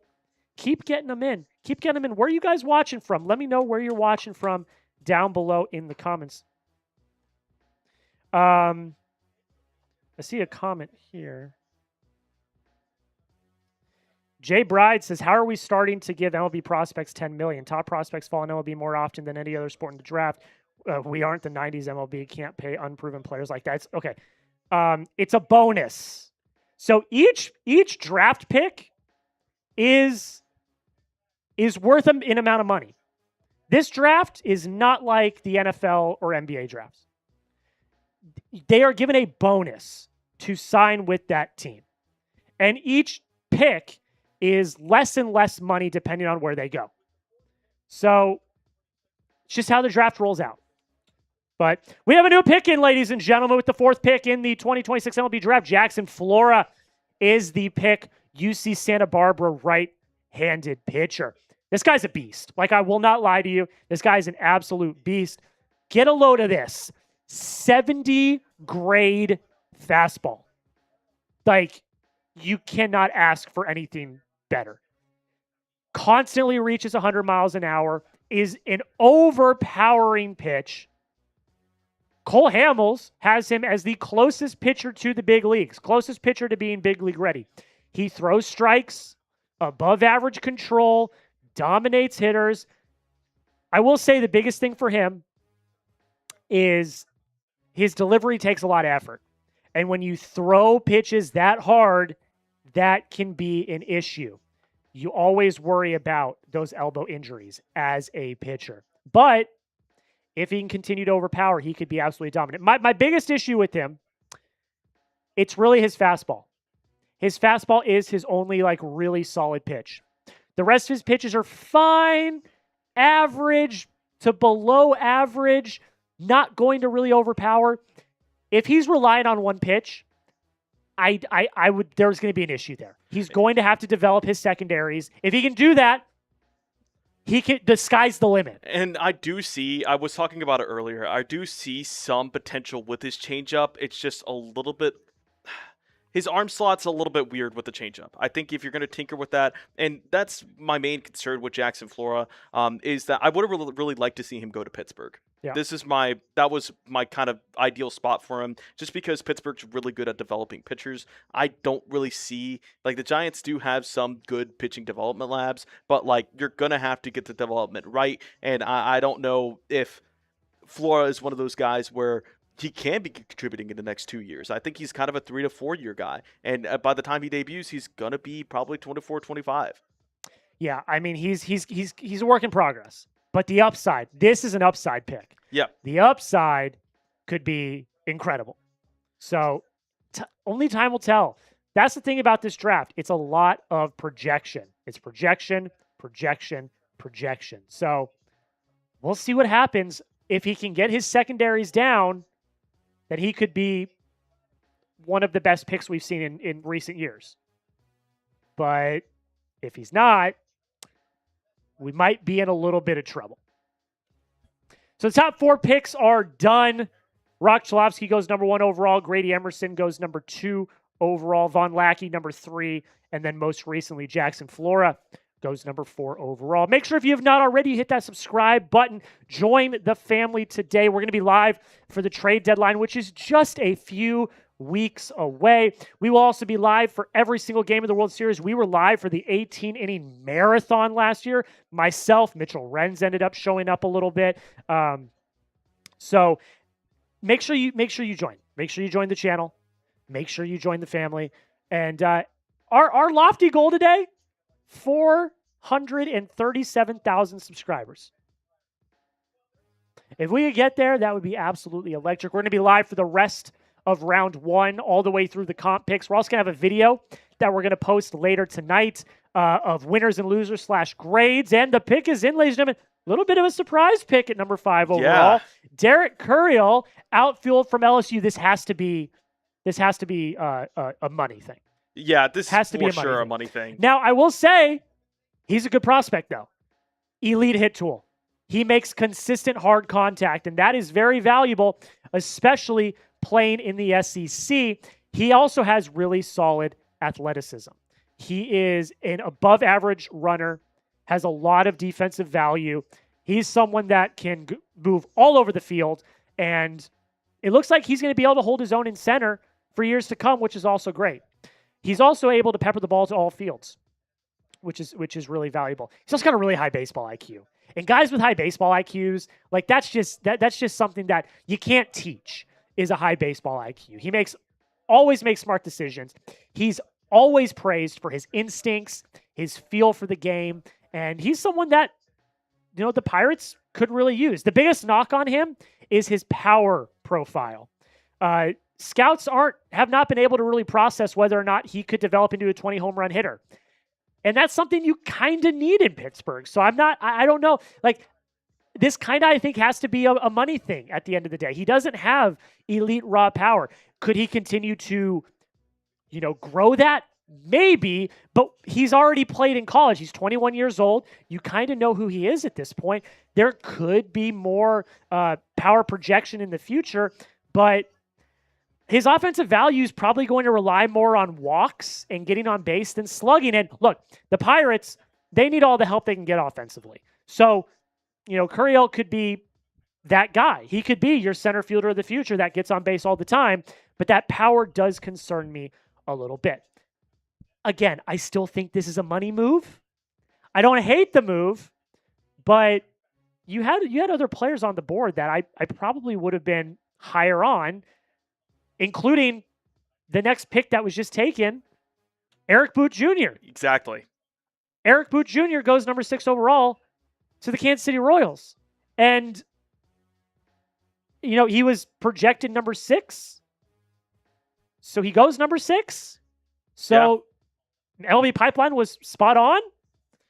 But I also thought that there was, other potential players. Now, what Pittsburgh could be saying is we want a more proven commodity. We want a college player as opposed to Jacob Lombard, who's a prep prospect, Eric Booth Jr., who's a prep prospect, Gio Rojas, who's a prep prospect. But even then, you've got multiple Drew Burris. I would have taken Drew Burris over Derek Curiel. That's just me. But let's get to Eric Booth Jr. We'll talk about Eric Booth Jr. here. 70 grade speed. This guy's an athlete. Like he can cover ground in the outfield. He's absolutely electric. He is an electric player. When you look up the word electricity in baseball, you get Eric Booth Jr. He also consistently barrels the baseball. He creates a lot of loud contact to all fields. He's got some growing to do. That's what happens with prep prospects. But he projects as an everyday long-term center fielder, just based on his speed alone. I will say this though. He is the youngest player in the draft. So there's a lot of projection and development that's going to have to go into Second this. youngest. Second youngest? We have a 17-year-old. Okay. My notes deceive me. But one of the youngest players in the draft. Defense is still a work in progress. The speed is undeniable, but there is still a lot to work on. And his swing. He's got a little bit of an unorthodox swing that he might need to develop as well. The great thing for Eric Booth Jr., he's young. Very young. He's got years to develop. You're not going to see him right away. Think of Max Clark. He's like a Max Clark.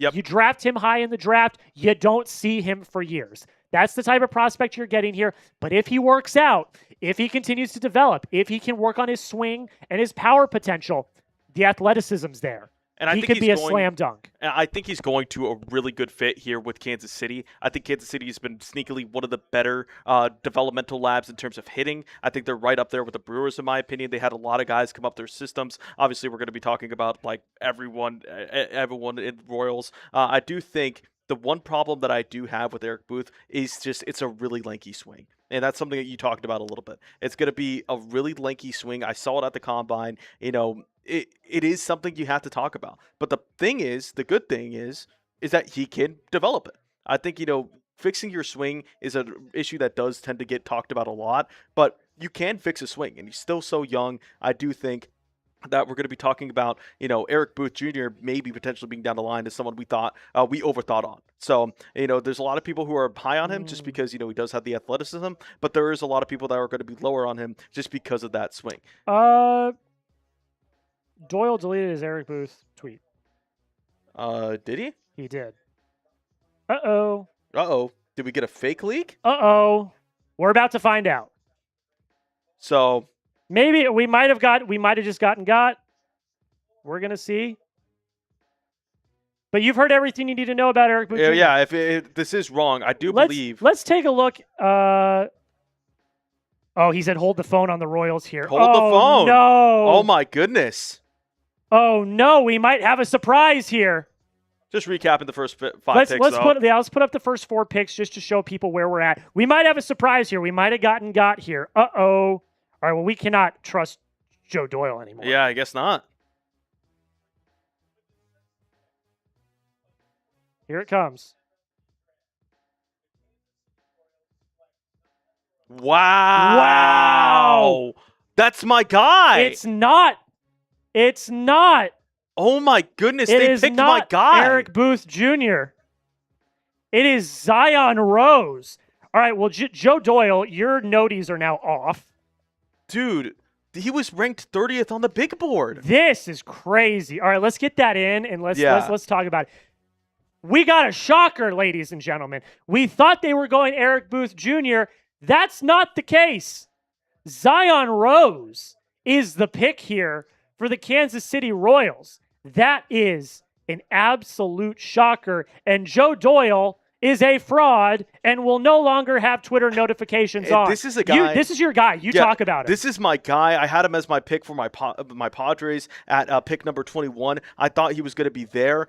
This is a really sneaky good pick for the Kansas City Royals. I do like Eric Booth Jr. I don't think this is a bad pick at all. I know other people are going to see, it's a reach on the big board. But the thing is that it allows a little bit more signability for the Royals. They can get a guy at overslot value in round 2 or round 3. He is a physical specimen. He has outfield versatility. Defense is a little bit questionable, but he can play and he has a good jump and sense of feel for everywhere. His hit tool is amazing. It kind of reminds me of Jackson Merle. He does strike out at the top of the zone a lot, but he does have the contact tool. He can hit from foul pole to foul pole. I think this is a pick where, like I was saying earlier, the Royal system does develop these athletes. He has a nice fluid swing. His swing's not going to be the issue. He does have some bad plate discipline, but this is my guy. I really did like him.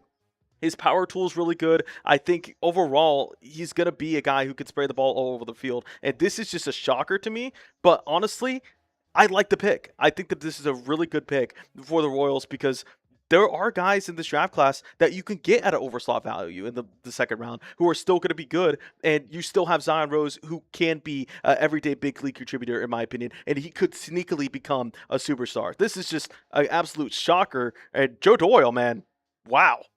Yeah. This is why you sub, though. This is why you sub. We're going to be giving you the latest as soon as we find this out because what a shocker this is. This is the first shocker of the draft. Like, again, MLB Pipeline had him at 30. You had him like potentially going to San Diego as a top 10 at 21.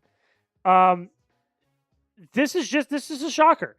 Like, look, does he deserve to go top 10? I mean, yeah, he's a dog. He's incredibly athletic, has the advanced hit tool. He's got the power potential. He didn't really show it last year at Louisville. but it's there. It's raw power. Because he doesn't sell out, which is a good thing. If you're looking at straight up hit tool, instead of selling out for the power and striking out a bunch, take your pitches. And so that's a shocker. Like that's a shocker so far. But yeah, Zion Rose goes number 6 overall. A complete shocker to the for me. Kansas City Royals. I had him Complete as a shocker. top 10 guy. Yeah. So, but that's just the first shocker of the draft. And this is what happens. We've talked about this. This is what happens. Like the money. It's the money. Like these picks have monetary value. And if you're trying to get more expensive players later in the draft, you might take a player at a lower slot value higher up in the draft. And I think that's exactly what Kansas City did right now. And the thing about this too, and I'll just kind of break this down for you those who don't know, it's the draft ultimately does become a matter of values and slots. It's the weirdest draft in all sports because of the fact that you have the longest time to negotiate with your rookies, and you also can get comp picks back for them, but also the Pirates and Royals don't have the best ownership. They are very poor teams. Mm-hmm. They're small market teams. I love Pittsburgh and I love Kansas City. My brother's actually in Kansas City. Very small market teams. And they have loyal fan bases, but the thing is that if they want to go on overslot, they can. They have that flexibility now. And so I just think that, when you're talking about Zion Rose, he and Derek Coryell, these are guys that they like enough and they think that they could develop enough and that they are going to be able to have more financial flexibility later on in the draft when it really does matter. Because I believe the first 10 rounds, you have to negotiate. After that, you don't have to. So you're getting that flexibility. The 7th pick is coming up right now. All right, who's going to go number 7 overall? There's Eric Booth Jr. Eric Booth Jr. goes number 7 overall to the Baltimore Orioles. So he does not go number 6. He goes one spot later to the Baltimore Orioles. We've kind of already talked about him, but he's the athlete. He is probably one of the best athletes in the entire class. He's a dog. 70 grade speed is his calling card. He has a lot of development that he needs to do. He's one of the youngest players in the entire draft, and there's a lot of development that comes with that. Hit tool, very solid. Hit tool is very solid, but he does need to work on his power tool. He does need to continue to grow into his body, but like we talked about with Kansas City, this is pretty good shout for Baltimore as well. Like the outfield, their outfield depth is questionable. So, give this guy a flyer for a few years, let him develop and see what he's got. Like, again, the power's not really there. He struggles to lift the ball in the air, but he's constantly barreling the baseball, which is a good sign. He's got that 70 grade speed. He covers significant ground in the outfield. He needs to work on his fundamentals in the outfield, but if he can really fine-tune those, he could turn into one of, the best defensive center fielders in all of baseball in years to come. He's got that upside. That is something that I'm going to be looking out for over the next few years to really see how he adapts. Like, the kid's a dog. Looks like, sorry, I was reading something that's not correct. That's my bad. But he's got the upside. He's got the speed. He's got the hit tool. Graded as a 60 overall according to MLB Pipeline. I'm pretty bullish on this pick. I think that this is a very, very solid pick for the Baltimore Orioles. Let's take a look at the next 4 picks. Who is coming up next in the draft? Baltimore goes at number 7. I believe we have the Athletics at number 8. And then it's going to start. Oh, no. Oopsie. I put my invisibility cloak on. There it is. The Athletics at number 8. They are on the clock. We got the Braves at 9, a very interesting team because they've been very good this year. We've got the Rockies at 10, the Nationals at 11. Zion Rose was a surprise, so I'm not even going to say this is where it starts to get crazy. It already has gotten crazy. But as we start to get some of these other guys off the board, it's going to start to become even more crazy. I will say this. I will point this out. We are up to what? Is this number... we're at 7. This number 7 overall now. So we finished through 7 Jacob picks. Lombard is continuing to fall. And I think there's a rumor earlier that, with Jacob Lombard, he's expecting a lot. I did see that, yes. He's expecting a lot. And yes. to his credit, why shouldn't he? But also, I think the whole thing is with Jacob Lombard is that there's still a lot of doubts in his game for me. Obviously, we're expecting him to come off within this NBC period before the great switch at 10. But my one note on Jacob Lombard was that he has some questions about his arm at shortstop, and he has some questions about his power. I think his power is at a 60 hit grade, but just because of the fact that, he's expected to have that power. He's expected to grow into that. But I don't know if he will. So I think, you're going to be projecting. Obviously, that's the entire point of this draft. But, at the same time, we have to understand he's going to be expecting a lot of money. And he could just go back to college, or he could just go to college to Miami, who was offering him a bag. Miami is reportedly willing to get Jacob Lombard no matter what cost. So I do think that we just have to be wary of what exactly he's expecting. I see Brooch Mob in the comments talking some smack. Let me take a look at his comments real quick. Someone just asked, why are the Braves drafting so high? Because this is based on last year. Yep. This is based on last year. The draft happens in the middle of the season because college and high school seasons are in the spring. So it's unlike any other sport. College and high school is in the spring. So therefore, the draft happens a few months later. It just happens to be in the middle of the baseball season. So these draft picks are based off of last year. So that's why the Braves are picking so high. Dr. Checkmate with the super chat saying MLB needs both a salary cap and floor. I agree. Yeah, I think a floor definitely. Salary cap, they really have to refine a salary cap. Like it's a tricky slope. Regarding Brooch Mob here, he said you said that the Rockies need a catcher. What are you saying? I'd not say that. We didn't say that. One, we never said that. Two, you're taking prospects that you're not going to see for years. So I don't know what you're on about. These guys don't know anything. Maybe you don't know anything. I don't know what this guy's talking about, but whatever. Okay, the Athletics. It's Drew Burress. I like this pick for the Athletics. Yep. Drew Burress going number 8 overall to the Athletics. This is a guy that we talked about pregame. This is a guy we talked about pre-draft as one of our favorite prospects coming in. Elite power hitter. Plus to plus power to all fields. I mean, just one of the best power hitters in the entire class. Advanced bat speed, excellent plate discipline. He has one of the highest offensive ceilings in the entire draft. The problem is he might also have a pretty low floor. He's also a solid athlete. He's got, enough speed to be a contributor in the outfield, but not game-wrecking speed like Eric Booth Jr., who we just talked about. He needs to work on his contact, though. That's his biggest issue. It's not bad, but his floor, I think, kind of depends on it. His stock is going to rely heavily on his bat. Yeah.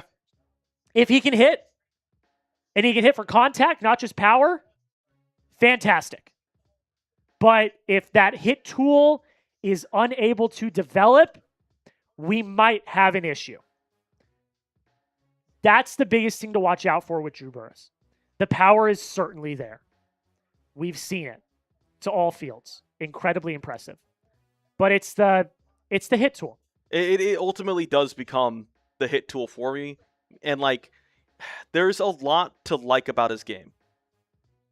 But the problem is, and this is actually a good pick for the Athletics here. They have, once again, another sneaky good hitting system. Shea Langoliers had some notable adjustments in the past year that allowed him to become Shea Bangoliers. And then obviously Nick Kurtz, one of the more up-and-coming young rookie or young superstars we've seen in the MLB. So I think he's going to the right place. These are guys that sell out for power, and they've been hitting. They've been raking at the Athletics. So I will be interested to see how they do in that wild Las Vegas run environment it's expected to be. So I think this is a guy who translates perfectly to that new ballpark, which should be in the next 2 years, I believe. Yeah, in the next few years. Yeah, so I don't remember exactly. The Braves are another team that I could see going under slot here. Yeah, for sure. But yeah, just rounding out on Drew Burress, it's the hit tool. Yeah. I'm just going to continue to say that for him. It's the hit tool. If they can develop him, which they've got a pretty good developmental system, the Athletics do. If they can develop him, very high on the pick. But again, someone that is going to live or die by his hitting. The defense is fine, but it's not going to carry him. So it's the hit tool. It really is the hit tool. Super chat menu. We did get a super chat, right? Oh, we did. We already answered it. We already answered it. But we got the super chat menu. If we want to push this over real quick. Every 10 subscribers. Oh, we changed this to 30, right? Every 30 subscribers is a Bean Boozled Jelly Bean. $5, we'll talk about your team, but we're also going to do this. If you send in a $5 super chat and you ask to talk about a prospect, we'll talk about that prospect. And then if you have already subbed, but you still want us to do a Bean Boozled Jelly Bean, if you hit us with a $20 super chat, we will do a Bean Boozled Jelly Bean as well. Just taking a look at our sub count right now. Yeah, where are we at on that? How are we looking? So we're 25 subs away from 400. If we can get to 400 by the end of pick 10 before the great switch, we'll do another Bean Boozled. Ooh, I like that. We'll both do a Bean Boozled. I like that. Yep, I'll do that. I'm all for that. Okay. Atlanta Braves are on the clock. We are 8 picks through so far. The biggest surprise so far, Zion Rose going to the Kansas City Royals. Clearly a money move there for Kansas City. But now Atlanta's on the clock. And it looks like the pick is about to be in. Again, make sure you hit that subscribe button. They're about to change over to MLB Network after pick number 10. And I know a lot of people don't have access to MLB Network. So make sure you stay around and don't miss out on what goes on. Oh, the booze. Okay. AJ Gracia is the pick. Oh, wait, this is the wrong guy, I think. Is it? No, that's right. Yep, that's right. AJ Gracia is the pick for the Atlanta Braves. Was listening to Baseball America this morning. They were talking very, very highly of Gracia. You pegged it too. Probably a bit of a money move here for Atlanta, but that doesn't mean he's not an impressive prospect, though. He's got very strong bat-to-ball skills. One of the most consistent hitters in all of college baseball. Like, he was able to put bat on ball consistently. He also has elite strike zone awareness. And on top of that, not only does he have the elite contact skills, he's also got home run power to all fields. And he's a lefty. I mean, he's got all the traits you want offensively. He's also got a projectable frame coming in at 6'3", 195. He's got room to add more strength. He's got room to add additional game power. Like, he's got that potential. The in-game power is not as good as the hit tool. It's the hit tool that carries him. But like we just mentioned with the frame, if he can continue to grow out and add strength, he could make that a part of his game too. His athletic upside's not fantastic. He's a below-average runner. His arm strength's also graded as average to below average. So he doesn't offer a lot of versatility. Probably more of a corner outfield type guy.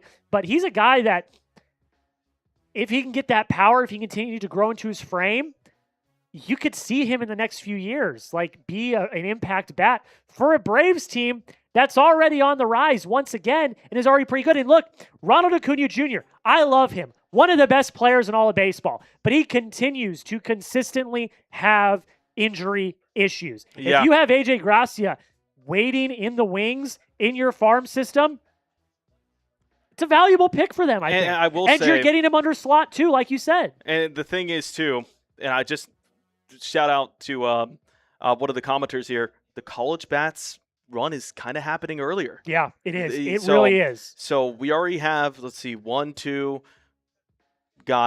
we've only had one pitcher so far too, right? 3, 4, yeah. We've only had one pitcher so far. Now, I will say, I do not think the pitcher class is that good this year. So we have five college bats in the top 10. And 5 outfielders in a row as well. Exactly. So this yeah. run is happening a lot sooner than a lot of people thought. I wanted a college bat. That's not going to happen. So I really do think that when we're talking about this college bat run, we're going to see a lot of, and this is what I told you in the pregame or the pre-show, pre-build-up. This draft is going to be very interesting because of the CBA with high schoolers. High schoolers are going to demand more. They're going to demand more, and that's why we haven't seen Jacob Lombard go off. Yeah, that's absolutely true. And Jacob Lombard is falling. He is falling. The fall for Jacob Lombard is on. Those rumors, like Xavier mentioned, of him demanding a lot of money seems to be true. And I like Lombard. He's a good prospect, but again, like you've got it's the prep, like the prep concerns are always there. So it's going to be interesting to see. But we got a $5 super chat from Jay. What do you see the Reds doing with their pick? Where are they picking? I believe they're picking 19. They are picking 18 overall. The thing is, I like a bat for them. I don't. You don't? The thing is, what do you think? You have to wonder how long Chase Burns is going to have. They don't like paying their players. That's true. I thought because of Chase Burns that they'd go after a bat. The thing is, they don't like paying their players, and as much as that hates, they're going to have to play Ellie. They cannot justify not paying Ellie. Oh, for sure. They cannot justify that.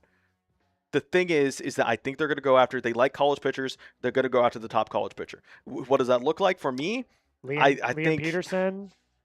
I do like Liam Peterson for them. I think he's a good fit. I think ultimately, let me see, my guy. Cameron Flukie. Hunter Dietz. I like Hunter Dietz for them. Liam Peterson. So I'm going to spotlight Hunter Dietz for you. Hunter Dietz is Cole Carlin. Those are all names in that realm. Hunter Dietz is a lefty guy. Yeah. He's a college guy. 21, still really good. I think ultimately the problem with, the Reds is that they're going to have to go for the college guy. He has 55 fastball. Slider's really good. My favorite pitch of his is the cutter. The cutter's really nice. Really good pitch mix. Could be a good starter. Solid control. Has the tools for them to develop him. So I like it. I think he's going to be really good for them at that pick. So they have a lot of ways to go. I think it's going to be a college arm for them. Thank you so much for the super chat, my friend. One more time, just reminding you guys, every $5 super chat, we will either talk about your team, or if you have a specific prospect you want us to talk about, we will talk about that prospect as well. The pick is in for the Colorado Rockies, and it is one Tyler Bell, shortstop from Kentucky. We're going to get those graphics up here in a second. And by the way, programming alert. They are about to end their coverage on NBC, and it's going to go over to MLB Network. I know a lot of people do not have MLB Network. Stick with us. We're going to be live for the entirety of the first round, including the comp picks. So do not miss out on that. So don't leave. Hit that sub button. Join us. Don't leave. We're going to be here for the entirety of the first round. Okay, let's talk about Tyler Bell, the newest member of the Colorado Rockies. Number 10 on MLB Pipeline, so they nailed number 10 as well. One of the most well-rounded position players in the entire class, in my opinion. He is a switch hitter, so that's something to note. Excellent plate discipline and also solid bat-to-ball skills. He's also really good at shortstop. He's got an above-average arm. He also has the versatility to play all over the infield if needed. And there's also really no glaring weakness with Tyler Bell. Not necessarily a bunch of plus traits for him, but he's very well-rounded, very consistent, which is something to keep an eye out for. He's got a very high baseball IQ. The biggest thing for him is the power. There's questions about how much power he's going to have at the next level. He had 9 home runs last season for Kentucky, didn't flaunt a huge power profile, but still average at best. And, like I already mentioned, being well-rounded, doesn't have a lot of elite tools, but he does a lot of things really well. Injury concerns. I always like to talk about injury concerns here. Shoulder injury in 2026. It created some durability questions, although it involved his non-throwing shoulder. And he finished out the season. So something that I'm not super concerned about overall. I mean, I'm gonna sound like a broken record here, but I like this pick for Colorado. I think it's, once again, very well-rounded pick, and that's all you can ask for. Not even that, Jack. Another college hitter. Yes. Infielder though. Yeah, but still, and it's one of those picks where, also, by the way, we're having a little programming update of we're officially switching over. Yep. But it's another college hitter, and I think with the way that Tyler Bell has that hit tool, I think it's going to carry him. It's going to carry over. Yeah. I think, if you're a Rockies fan, it's going to translate to Coors. If you're wondering.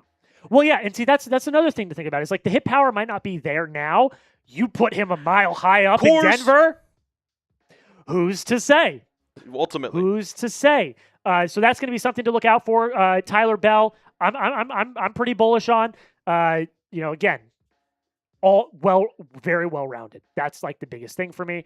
So yeah, really awesome for Tyler Bell at number 10 overall. The Washington Nationals are on the clock, but let's talk about the Los Angeles Angels, who are on the clock right after them at number 12. Top choice for the Angels at 12. Okay, well, let's take a look. We can look at who has and has not been taken yet. Let's see. Gotta go again, another underslot guy, Art Moreno. New GM. History of picking high school guys. Okay. Trevor Condon. Okay. How about, let me look here. I would say Jacob Lombard, but I just don't think they're going to spend. What about maybe not? What about Chris Hakopian? Well, if you're to believe this new report, he might be gone. Nationals. Oh, you think? Oh, I didn't see that. I'm not reading the tweets anymore. I just don't trust him. Yeah. He might be gone. I would say he's going to be a good fit. I love Trevor Condon, man. Yeah. Oh, yeah. Great prospect out of Georgia for sure. Let me look. I mean, so you said high school. Yeah.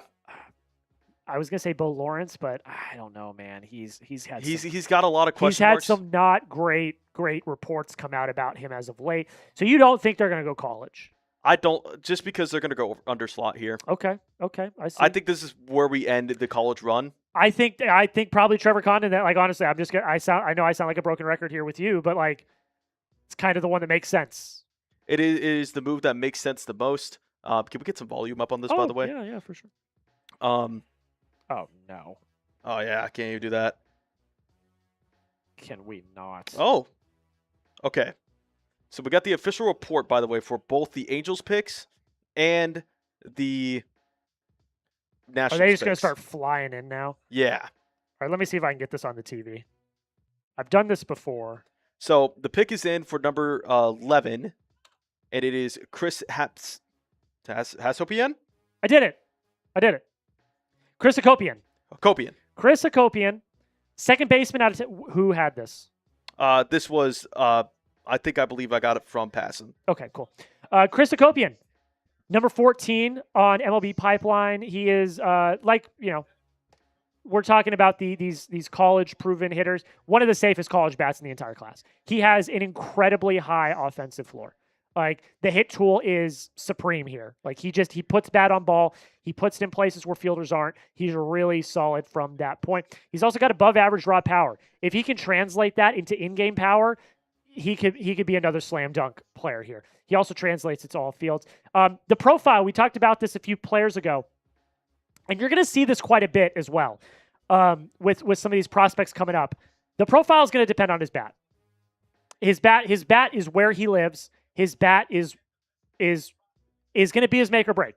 If he cannot figure out the power, he might be in a little bit of trouble, just in my opinion. But he has a long track record of positive offensive production, especially against quality offensive talent in the SEC. And again, I think the thing I like about his power is he does it to all fields and not just pull side, which we see quite a bit. Like, the pull side, people just going pull side is something that is not great. He also has had some recent lower back issues that have raised some durability concerns. The scouts have viewed those concerns as more manageable than chronic, but something to think about over the next, as he continues to improve as a prospect. As Rob Manfred comes out to announce the pick, Hakopian, there it is. Chris Hakopian from Texas A&M headed to the Washington Nationals. Let's take a look at the upcoming picks. Just want to show people that are still here what picks are coming up. We've got the Angels on the clock. The Angels are coming up next. And then we get into real crazy hours. Yeah. So Angels at 12. We've got the Cardinals at 13. Marlins at 14. How about the Marlins this year, by the way? It's been absolutely fantastic. The D-backs are at number 15. And then if we carry on here, we've got the hometown Rangers at number 16, Astros at 17. We've got the Reds at 18 and the Guardians at 19. Real quick, we've got to tell the people at home about our friends at SeatGeek. While we do that, get down below in the comments for me so far. Tell me, who is your favorite prospect still available? Let me know that down below in the comments, and we're going to give you a word from our sponsor, SeatGeek. Ladies and gentlemen, it is the best time of year. We are in the dog days of summer, but baseball is on fire right now. And there's not many other things I'd rather be doing during the summer than heading to a ball game, which is why I want to give the sponsor of today's live, SeatGeek, a huge shout out. SeatGeek is MLB's official ticket marketplace. Your tickets are fully guaranteed and instantly fulfilled in your account after purchase. And SeatGeek's got your back, guys. Every ticket's rated on a scale of 1 to 10, so you know you're getting a good deal. You just got to look for the green dots. The green means good, the red means bad. With over 35 million downloads, SeatGeek is America's #1 rated ticket app. Ladies and gentlemen, the All-Star Game is taking place this week, and if you want to go to Citizens Bank Park in Philadelphia and check out the greatest and brightest stars of Major League Baseball, you got to get your tickets at SeatGeek. There are still tickets available. Also, the Home Run Derby taking place in the next few days as well. You can get your tickets to the Home Run Derby on SeatGeek as well. And of course, you know I've got a code for you guys. When you use code CHAT10, you're going to get 10% off your next set of tickets at SeatGeek. That is new and existing users. 10% off any tickets with promo code CHAT10. Make sure you click the link in the description to download the app and have the code automatically added to your account so you can use it later. Thank you to SeatGeek. Thank you so much to SeatGeek for sponsoring today's show. We could not do it without them. As I asked you guys, who's your favorite prospect still available in the draft? Let me know in the comments. I'm going to give some shout outs here. I see Kingston. I see Ultimate Football saying LeBron. Tyler Eldridge is saying Ace Reese or Jacob Lombard. Ace Reese is a good one. Ace Reese is a good one. Lachey is saying Daniel Jackson, my favorite prospect. I'm very much looking forward to seeing him get picked, hopefully to the Red Sox. James Medii in the Red Sox chat is going Daniel Jackson. Luke's is also going Ace Reese. Speaking of Ace Reese, we got a super about Ace Reese. Did we get a super about Ace Reese? Yes, we did. Will you talk about Ace Reese, Alex? You ask /super, and we shall talk about Ace Reese. Another one of my sneaky, favorite prospects in this draft. I'm very, very high on Ace Reese, the third baseman out of Mississippi State. He possesses plus in-game power. In-game power. And he is consistently making hard contact against elite pitching in the SEC. 24 home runs last year in the SEC. It's pretty damn good. On top of that, he's also got advanced plate discipline and a mature offensive approach. He's got both the power and the contact ability, which is fantastic. He is a bit of a swing and miss concern, so he's got to work on that, but I think he's one of the highest offensive upside players in this draft. There are some defensive limitations as well. Not certain that he's going to end up at third base, but if you're a Red Sox and you need a first baseman, Ace Reese could be the first baseman of the future. So I'm very high on Ace Reese, one of my favorite prospects of the entire draft. And yeah, the pick is in. I was correct on one of the aspects. I knew it was going to be a high school guy. I really like this guy.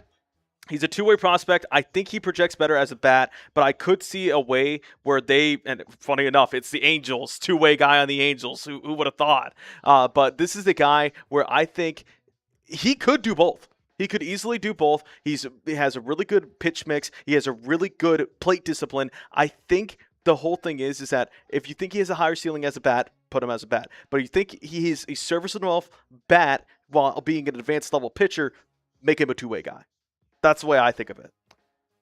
Yeah, I think his pitching is probably the calling card for him.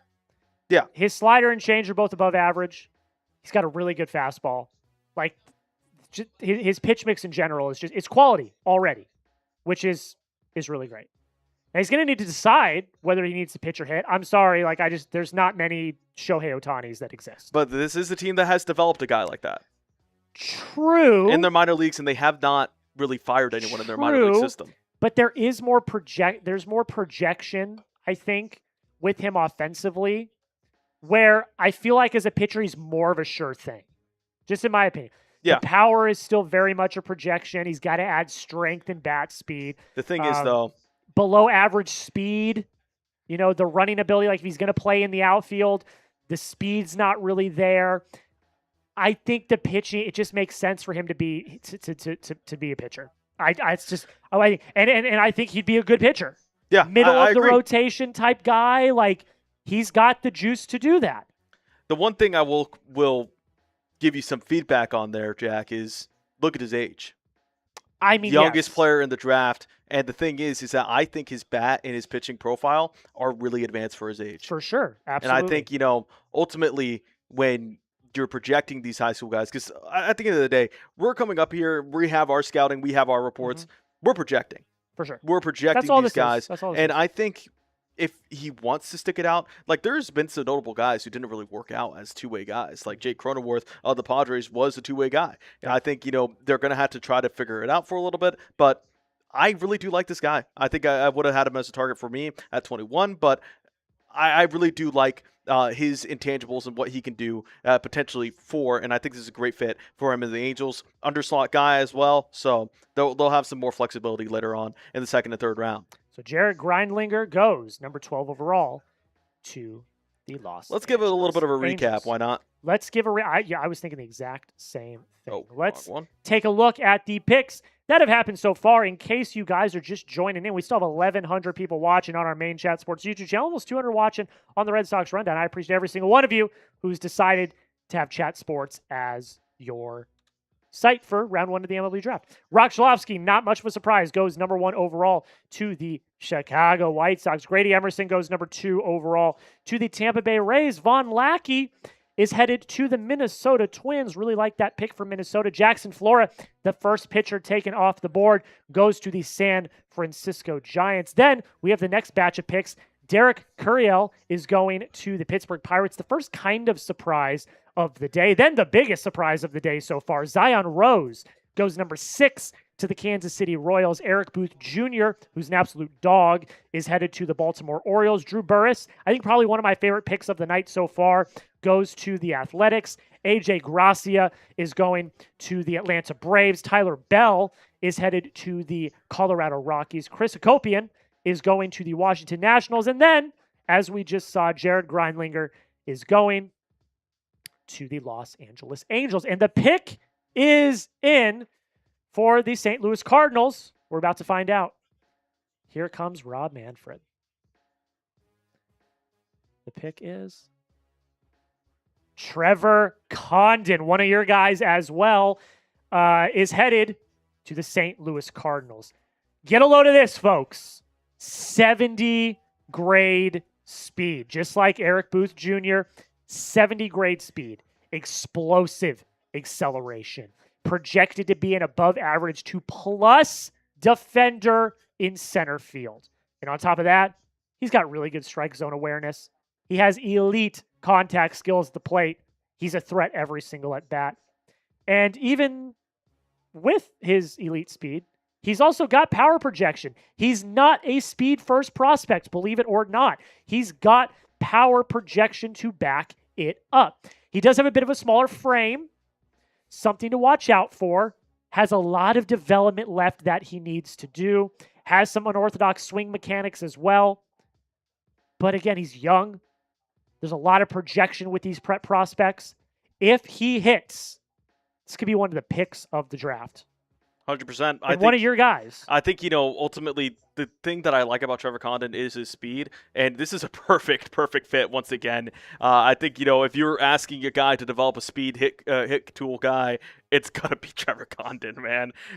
Obviously that ceiling is a little limited. I still think he has the potential to be an above average starter for any team, and I think the Cardinals are a perfect team. That outfield's going to be a little bit stacked. There are some question marks on that outfield, so I think once again, you're filling a need for the future when you're already at an advance in your rebuild. So I think Cardinals are a team lucky to have Trevor Condon fall to them, and it's a perfect fit in my opinion. We have a super chat from SMS Sports. Jack, what is my Yankees' biggest issue, and can they address it in this draft? First off, the Yankees' biggest issue is everything because the Yankees suck. But in all seriousness, the rotation's solid. I think they're overstacked on the rotation. I think, I think it's solid. I wouldn't call it elite. The bullpen, they could always continue to improve the bullpen. Their lineup is fine. I think it's really dependent on Judge. It's very dependent on Judge, which is a big issue. If you're dependent on one player, your lineup's a big issue. Although Ben Rice is a dog. Ben Rice is a dog. Bellinger's been okay. Stanton's been hurt though too, so you don't have him either. And you gotta wonder how many years he has left. I think you could go any way here, and that's the thing about the MLB draft because you're asking can they address it in this draft? Any pick you make in this draft's not going to have an immediate impact, say, this year. It's going to be probably a year or two down the line. And because they're drafting later, because they're drafting the comp picks, right? They don't even have a draft. They don't even have a pick in the first round, right? It's the comp picks. Yes. At the end of the first round, right? So the way that the Yankees line up is that whenever I think they're still technically in the first round. Well, yeah, but it's in the comp picks in the first round. So it's not even in the traditional first round. So they're late in the first round. So I think you can really try to do BPA here, especially that late in. Let me see their pick real quick. You're not gonna have anything that's So they're at pick 35. Yeah, I mean, my best available for pick 35 in that range. Although you never know. I really could see them go even a Mason Edwards, college arm. Mm-hmm. You could go with a Taylor Rabe, Mississippi from Mississippi Ole Miss. I think those are probably your guys, bullpen guys that you could really translate. So I think the Yankees, the good thing about them is that they have so many rotational guys. Mm-hmm. But eventually you're going to think that they could probably just fill that need at the big league level with trading them. Yeah. So I think that's probably where I'm asking or where I'm going with SM Sports. I think, Yankees do have a good team on paper, but it's just ultimately they're going to have to rely on Judge this year. Yeah. Yeah, and again, I don't think that any pick that they make this year, it's just a fact. No pick that they make this year is going to contribute this year. I'll tell you that right now. And even if there was a situation where they were to, it would be not nearly comparable to Aaron Judge. So again, they can try to address it in the draft, but it's not going to have an impact this year, probably next year as well. Braden with a question. What do you guys think about Gio Rojas? What round? He's going to go round 1, I think. Yeah. He's there just hasn't been a lot of pitchers take. No. I like him. I do. He got a power fastball. He mixes it with a plus slider. That 1-2 punch is absolutely nasty. He's also got advanced command, which is really awesome. He's a really intriguing prospect. There just hasn't been a lot of pitchers taken yet. He will go round 1. I'm almost certain, but yeah, just not yet. I just think, what do you think? There's been a run on bats, and so he just hasn't been taken. He's ranked. And I don't. He's ranked 8th in MLB pipeline. And the one thing is too, my guy is falling in Justin LeBron. That's my top target. Yeah. At 21, which I think someone's going to take a pick on him or stab at him. Although there was rumors, like I said, that teams were trying to get him to have a higher slot value than what people want to pick. I think the thing is with Gio Rojas is maybe you're just worried about it, as the Marlins are about to pick, so we'll get into their pick momentarily. We did have a little bit of a lull, so you haven't missed anything. Okay, Jacob Lombard's off the board. Is off the board. He is headed to the Miami Marlins, and Marlins got to steal. Marlins got to spend. I think the Marlins got to steal. Well, but do they, though? Because they had leverage at that point because he was falling. I think they got to steal here. One of the best athletes in the entire class. Plus speed, premium defense at shortstop. He already has plus raw power, got the potential to be a 25-plus home run guy. The biggest thing with him is swing and miss. Pretty big swing and miss concerns. He also struggles with velocity at the top of the zone, which is where a lot of major league pitchers live, so that's not great. The hit tool as a whole, there's some big questions around the hit tool. The power is going to come. The power's there. We've already seen it. We already know that it exists. But it's the hit tool. He's got to fix the hit tool. If he can do that, this might be one of the steals of the draft. He's also got an insanely high baseball IQ as well. Yeah. So I think, ultimately with Lombard, it's just Miami apparently is offering up a bag. And that doesn't change. Just because he got picked doesn't mean he's going to sign. Just want to let that out there, is that just because, the Marlins picked him, they still got to spend that slot value. Yeah. So I think ultimately with Lombard, it's going to be, can they get him to sign? Because I do think that, yes, the team kind of holds some leverage, but he can always just go to college. Yeah. Absolutely. And is he I'm just forgetting off the top of my head. Does he have the Vandy? Is he the Vandy commit? No, he's Miami, which Miami offered him a bag reportedly. That's true. Okay. That's. Can we get one more sub? We'll do Bean Boozled. One more sub. I believe we still have 1,000 of y'all watching. We got 1,000 people still watching on our main Chat Sports YouTube channel. If you have not already hit that subscribe button, join the family today. We are going to be live for the MLB trade deadline, which is coming up in a few weeks. We're also live for every single World Series game. If you guys want more baseball coverage on Chat Sports, we got to prove to the bosses that there is an audience for it. So hit that sub button if you've not already. Join the family today.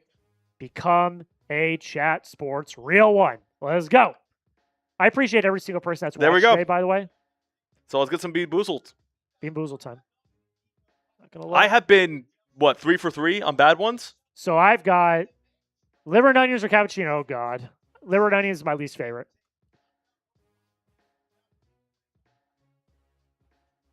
Liver and onions. Ah, you got your first bad one.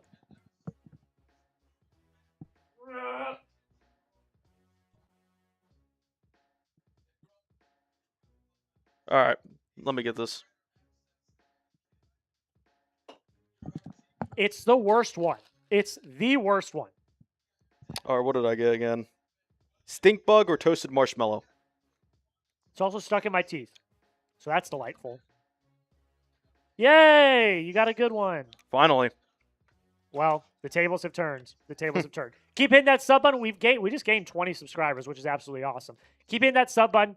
Oh, we just lost one. Crazy. Aww. It's a bot. It was a bot. It was a bot. Keep hitting that sub button. We appreciate it. Thank you guys so much for watching. Let's take a look at the next 4 picks. Let's see who's coming up next. The Arizona Diamondbacks, my hometown team, are on the clock. And then we're getting into our territory. Yeah. Back to back. So we are going to be recording shorts. We are going to be recording shorts. Red Sox rundown viewers. The Red Sox pick is coming up soon. They're picking number 20 overall. And for anyone who's following my socials and came here from any of my socials, Padres short will be coming out.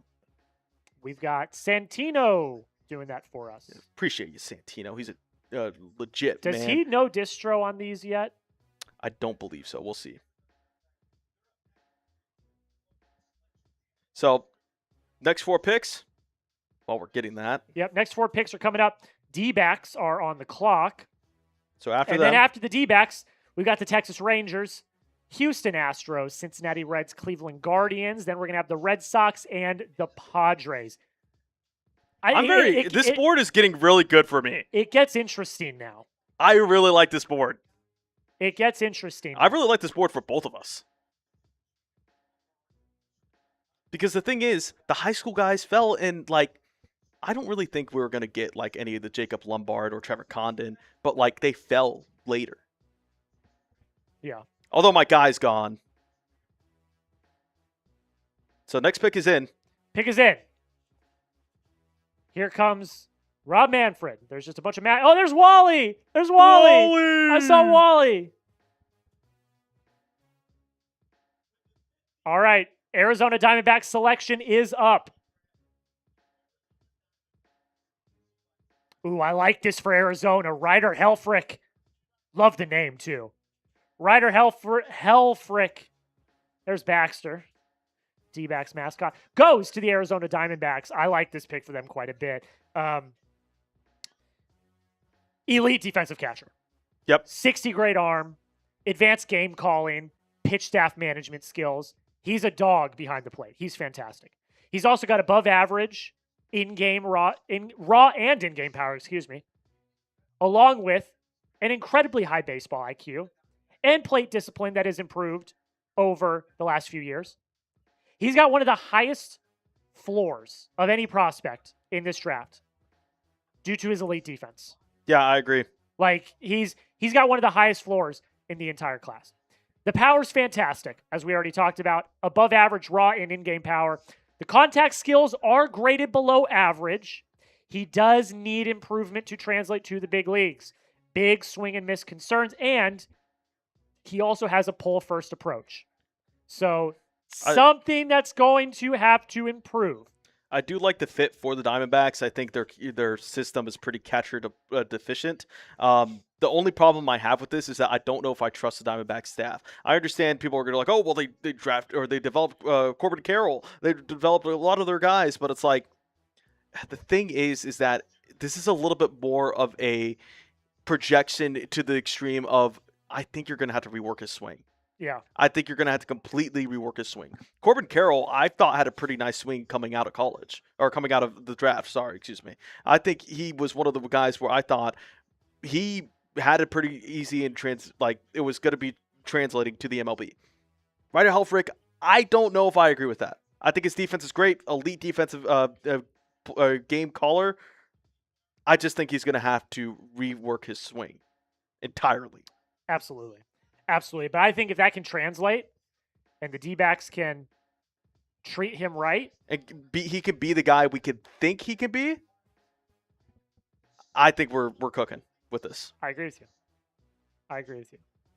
Hit that like button if you have not already. Join the family today. We are coming up on 400 likes. Well, actually, wait, we're almost close to last year. Last year on Maine, we had 399 likes. Can we get to 400 likes on our Maine Chat Sports YouTube stream? Can we get to 400 likes? And on our Red Sox Rundown stream, if you're watching on the Red Sox Rundown, we're at 76 likes. Can we get to 100 likes on our Red Sox Rundown stream? Hit that like button if you've not already. If you love Major League Baseball, I love baseball, Ponzi loves baseball. That's why we're here, because we are seam heads through and through. Hit that like button if you've not already. Help us get to 400 likes. That would beat last year's draft if we get to 400 likes. So like it up. We are trying to get more coverage. Like, this is probably one of the more things that we want to show y'all. We want to show y'all that we are seam heads through and through here. We are dedicated to giving you MLB content. We just got to prove to our bosses. Yep. Our bosses are watching. They're watching. They're looking at the metrics here, and they're showing that we need to get this like number up. We need to beat our last year's goal. Obviously, we appreciate your support, and we did. 404, just like that. Hey! That's just all because of you guys right there. Now that let's get is to all 100 you. on Red Sox. We're at 81. Exactly. Let's get to 100 on Red Sox, but we appreciate you guys so much. So let's look at the draft recap. This real quick, just so we have a little bit. So people know where we're at. Yeah, exactly. Well, the pick is in for Texas. Oh, so hold up here. Pick is in for the Rangers. Because I think you'll like this one. If this is the guy who I haven't. The Rangers. Someone had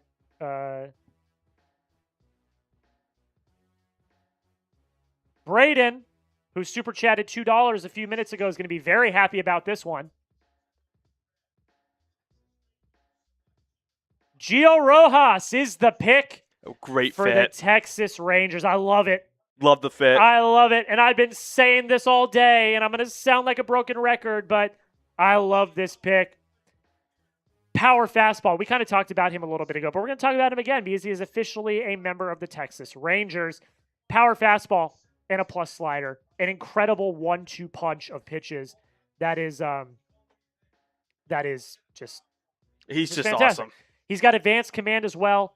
He constantly fills the zone. Low walk rates, a repeatable delivery, everything you could possibly hope for in a pitching prep prospect.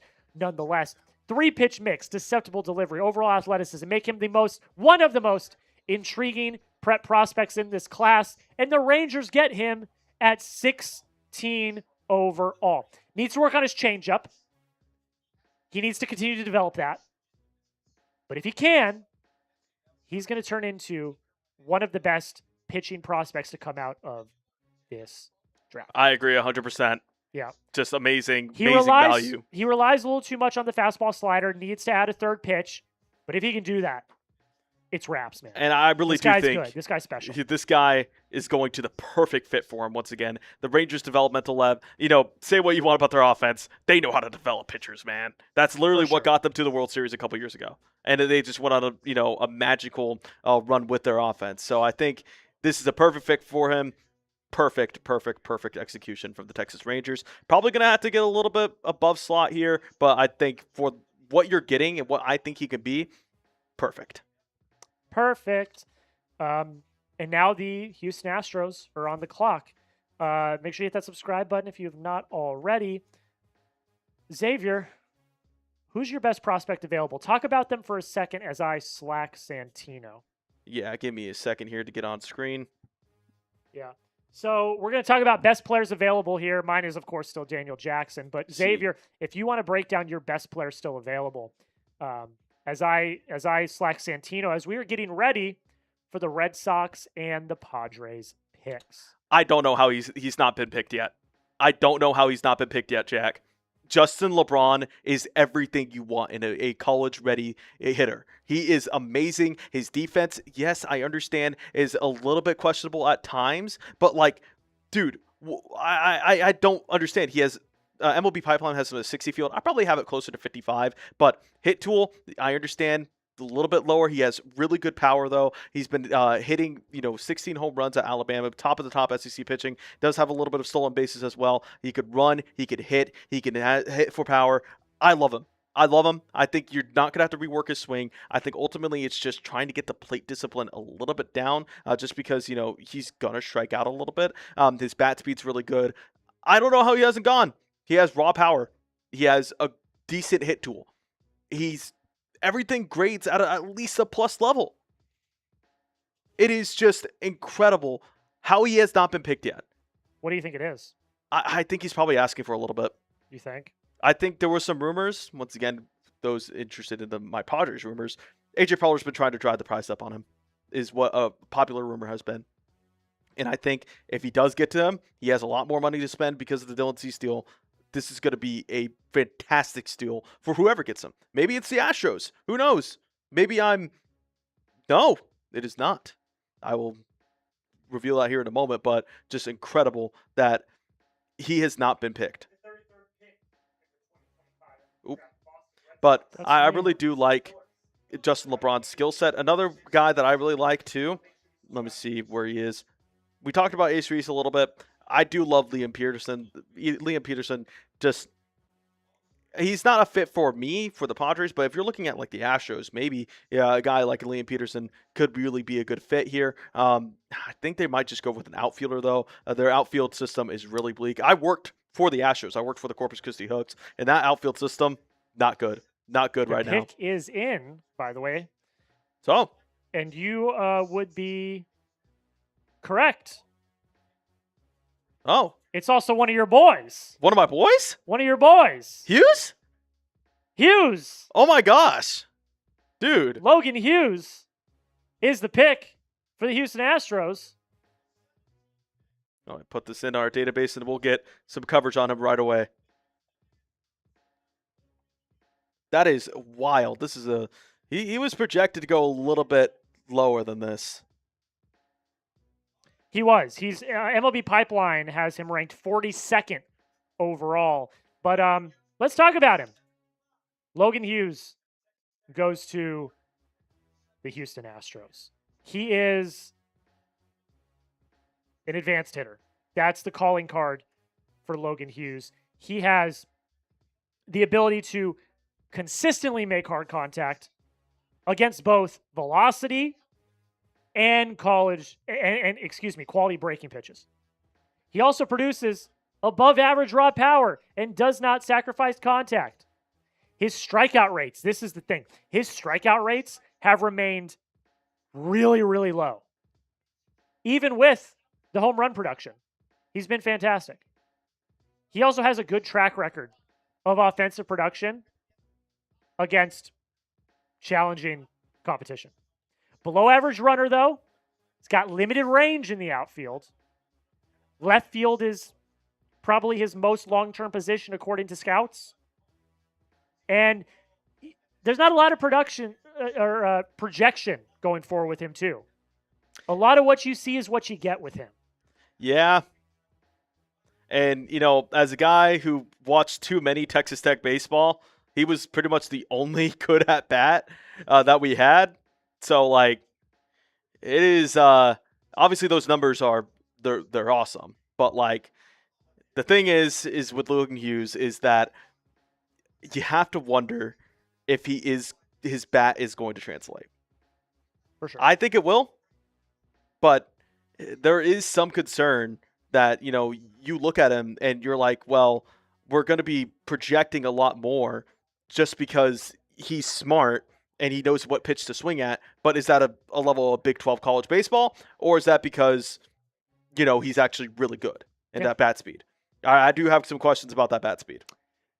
Yeah. This is a money move. This is a money move. Again, not as bullish on this pick. I think it's fine, but I think he really should have been a second-round guy. Yeah. But this is definitely slot value, shenanigans, whatever the case may be. The Cincinnati Reds are now on the clock, by the way. Shout out to Loco Lopez. Shout out to Loco Lopez. We are continuing on here. If you are on the Red Sox rundown, we're close. We're close. Here are the picks that have gone down so far. If you are just joining us, still over 950 people watching on our main Chat Sports YouTube channel. Roch, Cholowsky goes number 1 overall to the Chicago White Sox. Not much of a surprise there. Grady Emerson is going to go number 2 overall to the Tampa Bay Rays. Vahn Lackey goes to the Minnesota Twins. Jackson Flora, first pitcher off the board, goes to the San Francisco Giants. Then we had 5 through 8. Derek Curiel goes to the Pittsburgh Pirates. Zion Rose, biggest surprise of the day so far, is headed to the Kansas City Royals. Eric Booth Jr.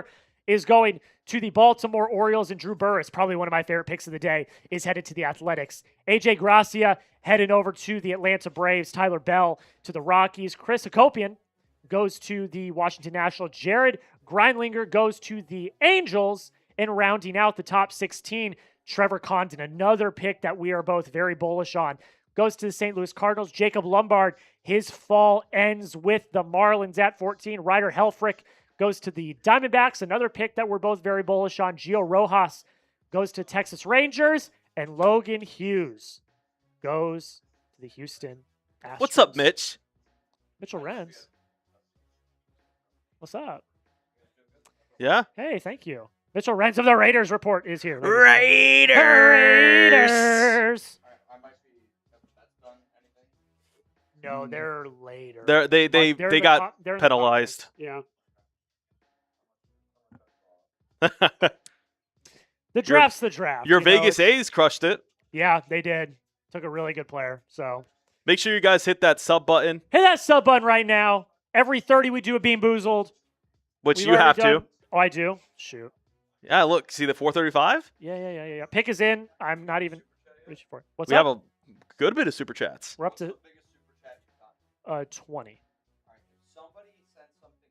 Here, get over here. Okay. This is either strawberry banana smoothie or dead fish. So if someone does or donates strawberry banana smoothie. So Mitchell Renz of the Raiders Report is here, ladies and gentlemen. And he said, if someone sends a super chat more than $20. Oh my gosh. So surpassing what we've already gotten. He will come in and do a beer bong. Mitchell Renz of the Raiders Report. My guy just went again, Jack. Yep. Justin LeBron James. Justin LeBron is the pick for the Cincinnati Reds at number 18. Ponzi is in absolute shambles. This is very if you're sad a Reds day. fan, if you're Loco Lopez, I would not be in shambles. I would be very happy because this guy's a stud. He is He a stud, Jack. A fantastic package of advanced bat-to-ball skills, and he's got plus graded raw power. This guy's a baller. He's also a smooth fielder at short. He's got solid arm strength, really reliable hands. He projects to be a really reliable middle of the order bat. He brings power and contact potential. The potential is sky high for him. MLB Pipeline had him ranked number 9 overall. Here's the thing I know everyone's going to be asking, but Xavier, what about Ellie De La Cruz? Well, here's the biggest concern for LeBron. His range at short's a bit of a concern. Yep. So he might project to third base, maybe second base. I like him at second. But so therefore, they have not really an issue with Ellie. So Sal Stewart's a third baseman, right? Sal. But either way, talking about LeBron, I was talking about him earlier. If you were listening to my take of this, I think he's just the steal of the draft so far. Reds absolutely crushed it with this one. And I said they were going to take a college pitcher. What do I know? Man? It's a great pick for them. But it is a great pick. He fell. LeBron, he fell. And I think they probably would have gone 100 deets had LeBron not been on the board. But just incredible value for the Reds, man. You need to go get a beer bong. Yeah, you do. You need to go get a beer bong. Because we got our first super chat on Red Sox today. Oh. And Mitchell Renz is going to have to go get a beer bong. So That's Maine. Oh, it is? Shoot. Where are we? That's Red Sox. Yep, Sweet Caroline. Oh, my goodness. So Mitch has got to go get a beer bong. Oh, that's Big Daddy Joe. I thought that was my mom. That's Big Daddy Joe. An absolute legend of the Red Sox rundown is here, ladies and gentlemen. Wait, do you see Brown's report? Wait, LeBron to Ohio's confirmed? Wait a minute. Ladies and gentlemen, James says I'm a 49ers report follower. Thank you so much, James. Thank you for watching. Mitch has got to go get a beer bong. Because Big Daddy Joe's in Let's go, Big Daddy Joe. Big Daddy Joe's in the building. $30 super chat on our Red Sox channel. Hope Mitch is thirsty.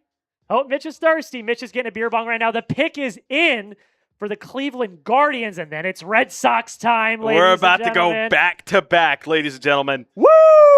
I'm pumped. If they take Daniel Jackson, which I don't think they are. I don't think the Red Sox are going to either. I think I might. Hunter Dietz is still there, and I might think about taking him.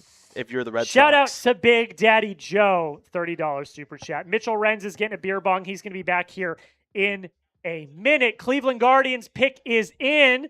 The Boston Red Sox are on the clock. We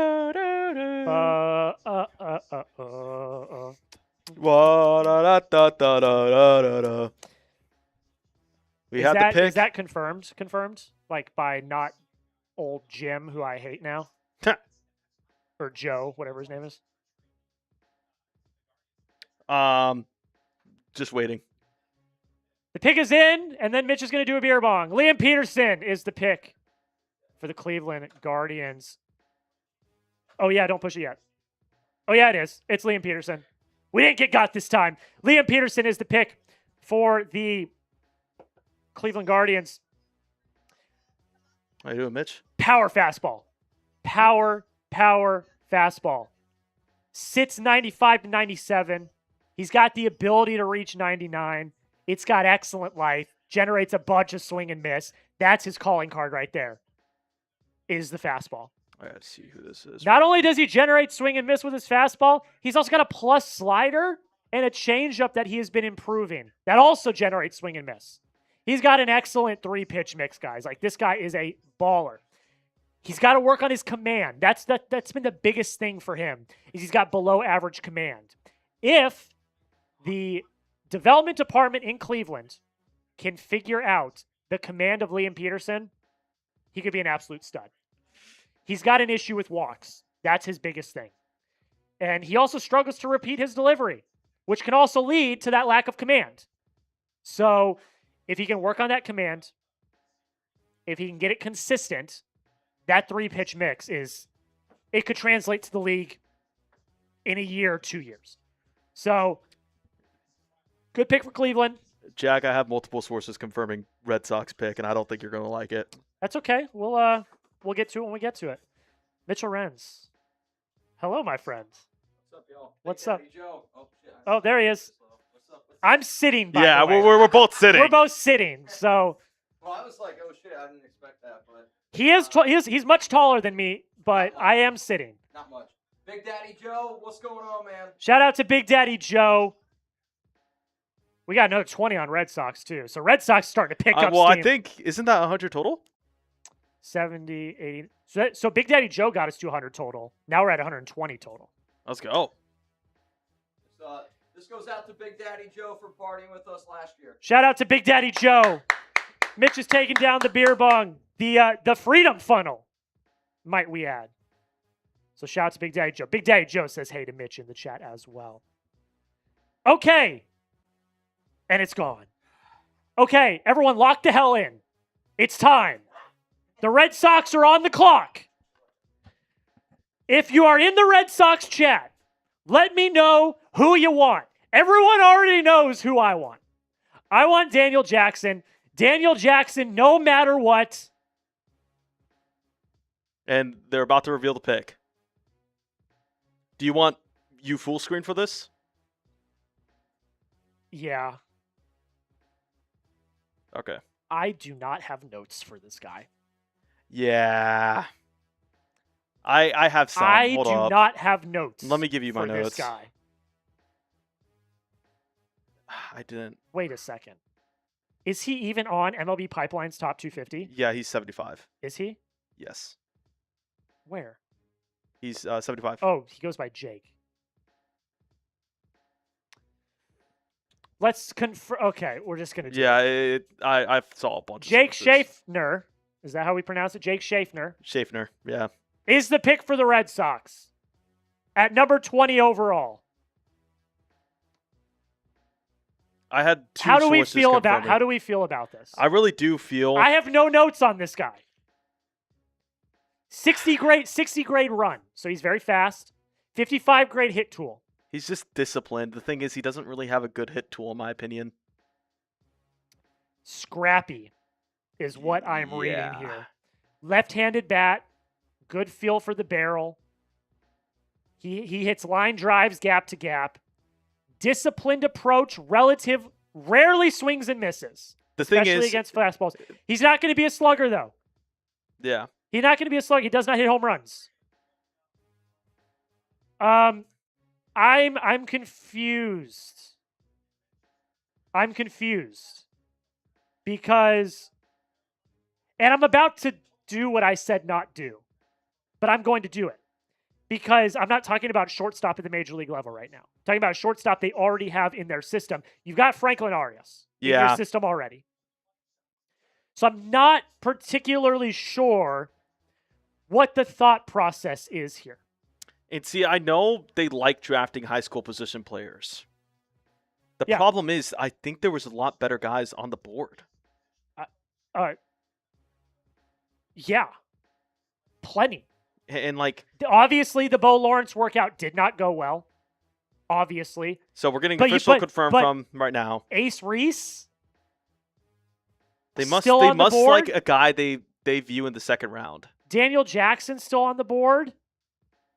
Aiden Ruiz still on the board? Caden Sorrell still on the board? Yep, there's the confirmation. Jake Schaffner's headed to the Boston Red Sox with the number 20th overall pick. Padres fans, we're next. Let's go. After Jack records his short. I just my don't biggest- have. I just don't know. My cliff notes on him: plate discipline, plate discipline, plate discipline. Okay as a fielder. You're probably going to be projecting to move. Yeah, let me listen to them real quick. Contact skills, advanced approach. Is this the year we finally? My last guy in Tyler Spangler. Let's put up a full screen graphic real quick just to put up the stuff. Well, so you can't do scouting report because I don't have any notes, but you can do player pick. You can do player pick. Okay, hold up. Yeah, player picks there. So I just missed out on doing notes for him because I did my top 70. He's 75. I wasn't impressed. I had him as my 100th guy. Oh, brother.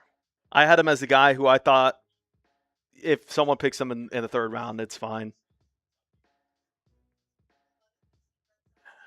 Yeah. It's the hit tool. It's the fielding. His exit velo was up. It was the highest it ever was. Below average power. This is going to be a his comps. You want to hear his comps? what? Nick Ahmed, David Fletcher, a lighter hitting version of Tommy Edman. Good freaking grief. Yeah, I had Tommy Edman as my comp. Good freaking grief. Are you ready Okay, for let this? me let Santino know that we're about to do a short.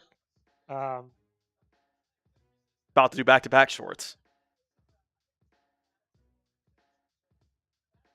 I don't want to get spoiled. I don't want to get spoiled. I don't get it. I don't understand. You literally titled this short, Craig is cooked. I mean, did he give up? Has he given up? Yeah, that's what I'm saying. Okay, all right, here we go. Okay. Okay. With the 20th overall pick in the Major League Baseball draft, the Boston Red Sox have made their pick and they select Jake Schaffner, shortstop from North Carolina. I'm scratching my head on this one because there were plenty of other options that I would have rather taken. Ace Reese, Daniel Jackson, just to name a few. But instead they go with Schaffner. Really good contact tool. He's got a very advanced approach at the plate. Not a lot of power. Does not have a lot of in-game power. His fielding tool is probably his best tool, but he will probably have to move to second due to Franklin Arias also in the system. I am scratching my head at this one because I just feel like there were better players on the board. Craig, I don't know what you're doing here. Could he turn out to be a scrappy player that plays second base for years to come? Maybe. He's comped to Tommy Edman. I don't think that that's the best you could have done. I thought there were better players on the board. I'm a little bit disappointed, but it is the draft. So at this point, it is projection. We'll see how it plays out. Make sure you subscribe for the latest around the Red Sox. That sucks for y'all. Again, it's like I'm not mad. I'm confused. I mean, I'm mad. Yeah. But like I'm confused. I'm just confused. Let's see. Trying to see where this guy's at. Is Coleman. Bobby Bumila off the table? I think he's gonna fall because he had more UCL damage apparently. Okay, here we go. Padres pick now. Yep. Padres pick now coming out.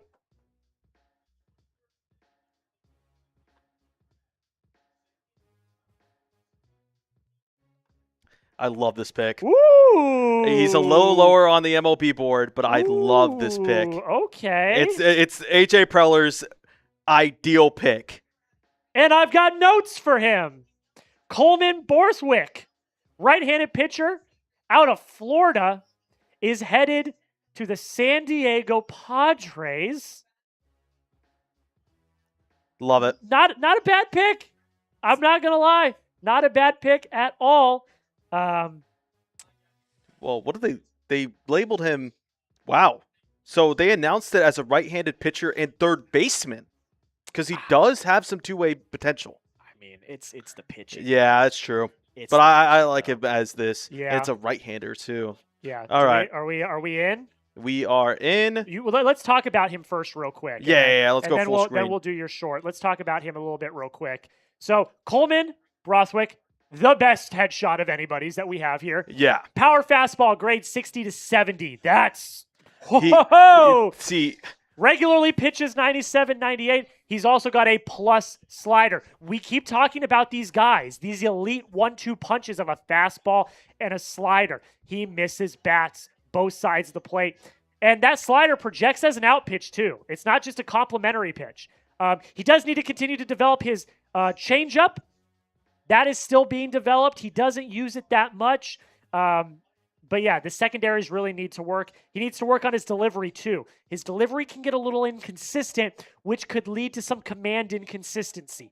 If he can work on that, if he can get that third pitch really honed in, my Lord, they might have cooked. Yeah, and the thing is, the difference is the high school or the prep arms continued streak here for the San Diego Padres. But you look at his height, 6'6", 245. This guy is a behemoth, and they picked back-to-back years where they've had absolute behemoths in this draft. They love to draft these guys. These are guys that overslot value. Coleman Borthwick will serve as a developmental piece that has a 1-2 combo with a deadly fastball and a deadly slider, in my opinion. The changeup is the one pitch I have worries about, but I think ultimately if he relies on that 2-pitch mix, he'll be a workhorse starter for the San Diego Padres. And he could easily be a premier arm. We're wondering how the hell did he fall to 21? I'm going to get into my short here. Oh, there's me. Oh, oops. Hello. Wrong one. All right. Xavier's going to get into his short right here. Make sure you're centered up, my friend. Yeah. And then Right here. Right. let your Padres fans know what is going on. With the 21st pick in the 2026 MLB Draft, A.J. Preller cooks once again, another high school arm in Coleman Borthwick. He is a behemoth as a pitcher, 6'6", 245. He has a really good 3-pitch mix, although I think he's going to be heavily relying on that 2-pitch mix. He has a fastball and a slider that's really good. Both of them great at the same level according to MLB Pipeline, but I personally think his slider is even deadlier. Now, if you want to give me a pro comp here, he is basically 2-pitch mix god in Mason Miller of starter, though, potential. I do think that he's going to be listed as a just primarily top of the end starter rotation potential for the San Diego Padres. I think that ultimately, AJ Preller does love his prep pitchers and, drafting 3 behemoths straight in a row. Right hand side, though, from this time as opposed to Cash Mayfield and Cruz Schoolcraft, I think AJ Preller absolutely cooked with this pick. He was ranked a little bit lower on MLB Pipeline, but I really did have him as a top 30 guy, and the AJ Preller once again cooked in the MLB Draft. We'll see if he actually stays with the San Diego Padres come trade deadline time in a year or two. And there we go. Yeah, this is absolutely a great pick. I love it for you. I'm still, selfishly in Shambies over 75, man. Schaffler, however you pronounce his name. We'll get into some super chats while we missed. Oh, we got some soups. Yeah, remember you said Red Sox one had Oh one? yeah, let's run through let's run through what we've missed. Yeah. Let's run through the draft so far. Then we can hit some super chats, just to make sure everyone is in on what we're going on.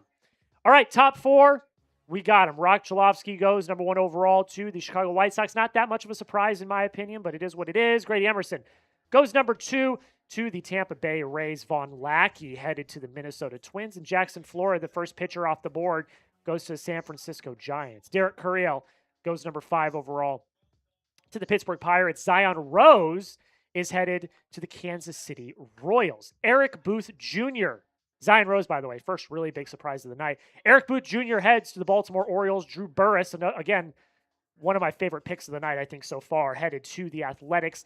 AJ Arcia is headed to the Atlanta Braves. Tyler Bell over to the Colorado Rockies. Chris Hakopian goes to the Washington Nationals. Jared Grindlinger goes to the Los Angeles Angels. Moving right along, Trevor Condon is headed to the St. Louis Cardinals. Jacob Lombard fell all the way down to 14 to the Miami Marlins. Ryder Helfrich is going to the Arizona Diamondbacks. Gio Rojas headed over to the Texas Rangers. Logan Hughes goes to the Houston Astros. Justin LeBron goes to the Cincinnati Reds. Liam Peterson over to the Cleveland Guardians. Jake Schaffner goes to the Boston Red Sox. Coleman Borthwick to the San Diego Padres, and the newest pick in, Cameron Flukie, right-handed pitcher out of Coastal Carolina, is headed to the Detroit Tigers to, potentially be the Tarek Skubal replacement. I kid. Let's talk about Flukie a little bit. Very deep 4-pitch arsenal. Fastball plus fastball, curveball, slider, change, all really well used. Able to miss a lot of bats. He's got both velocity and pitch shape that he uses to his advantage. He's also made significant gains in his walk rate over the last few years as well. He has both a physicality and the arsenal style of a starter. He doesn't rely on one or two pitches, which is really, really big. He's got a very athletic frame. There are some injury concerns, though. He missed a significant part of 2026 with a rib stress reaction. Does need to work a little bit on his secondaries. The curveball flashes plus the slider and changeup can vary in effectiveness from time to time. And he's going to need to add some strength as well. But overall, solid. I think if he can, continue to work on that 4-pitch mix, really able to solidify those other 2 pitches, it's going to be a pretty good pick for the Detroit Tigers. Supers. You got any thoughts on Fluky? I really do think that this is just a typical Tigers pick. I think this is a pick that they're going to be developing their starters. Obviously, you're going to say Tarek Schoolball, oh my gosh, but no, this is just a typical Tigers pick. I trust their starting pitching staff or their starting pitching development center, and I think this is going to be one of those times again where we're going to say, how did the Tigers get that guy? How did the Tigers get that guy? We have a $20 super chat from my mom. On the Red Sox right now, she says, let's go Sox. I need to do another Bean Boozled. Oh, yeah. Bean Boozled. I'm going to do that right now. This one is either peach or barf, I believe.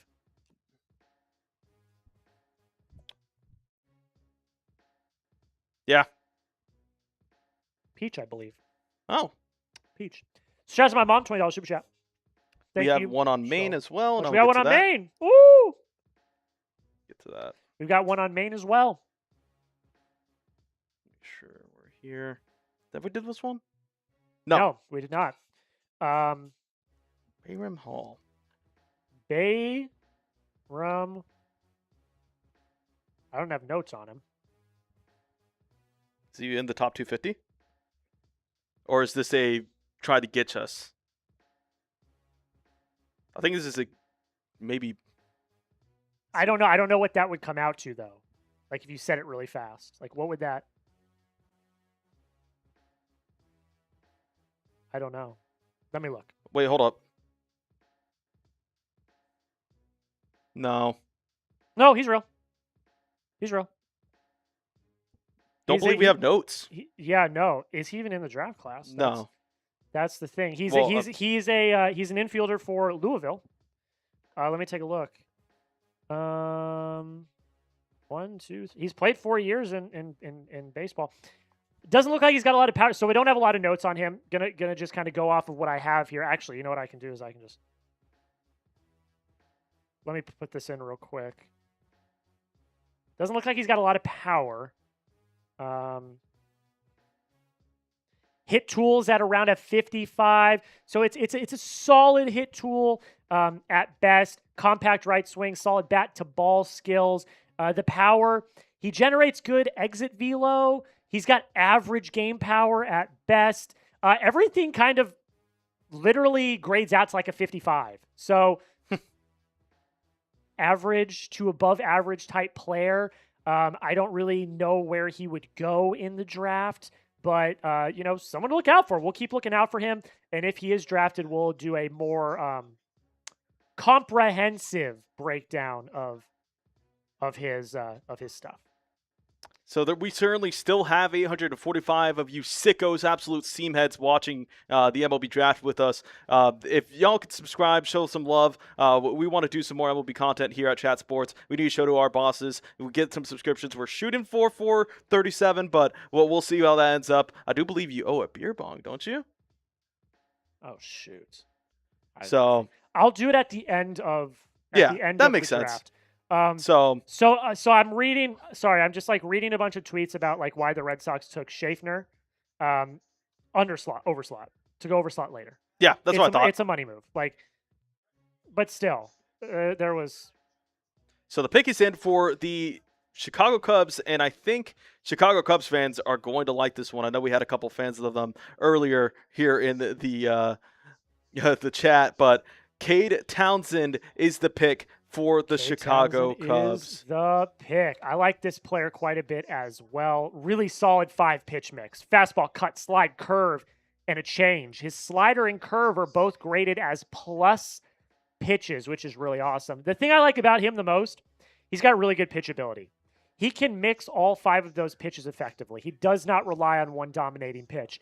And that is something that is very rare in pitchers nowadays. Nowadays, what you see quite a bit is pitchers relying on like this heater of a fastball or one really solid, really nasty breaking pitch or off-speed pitch.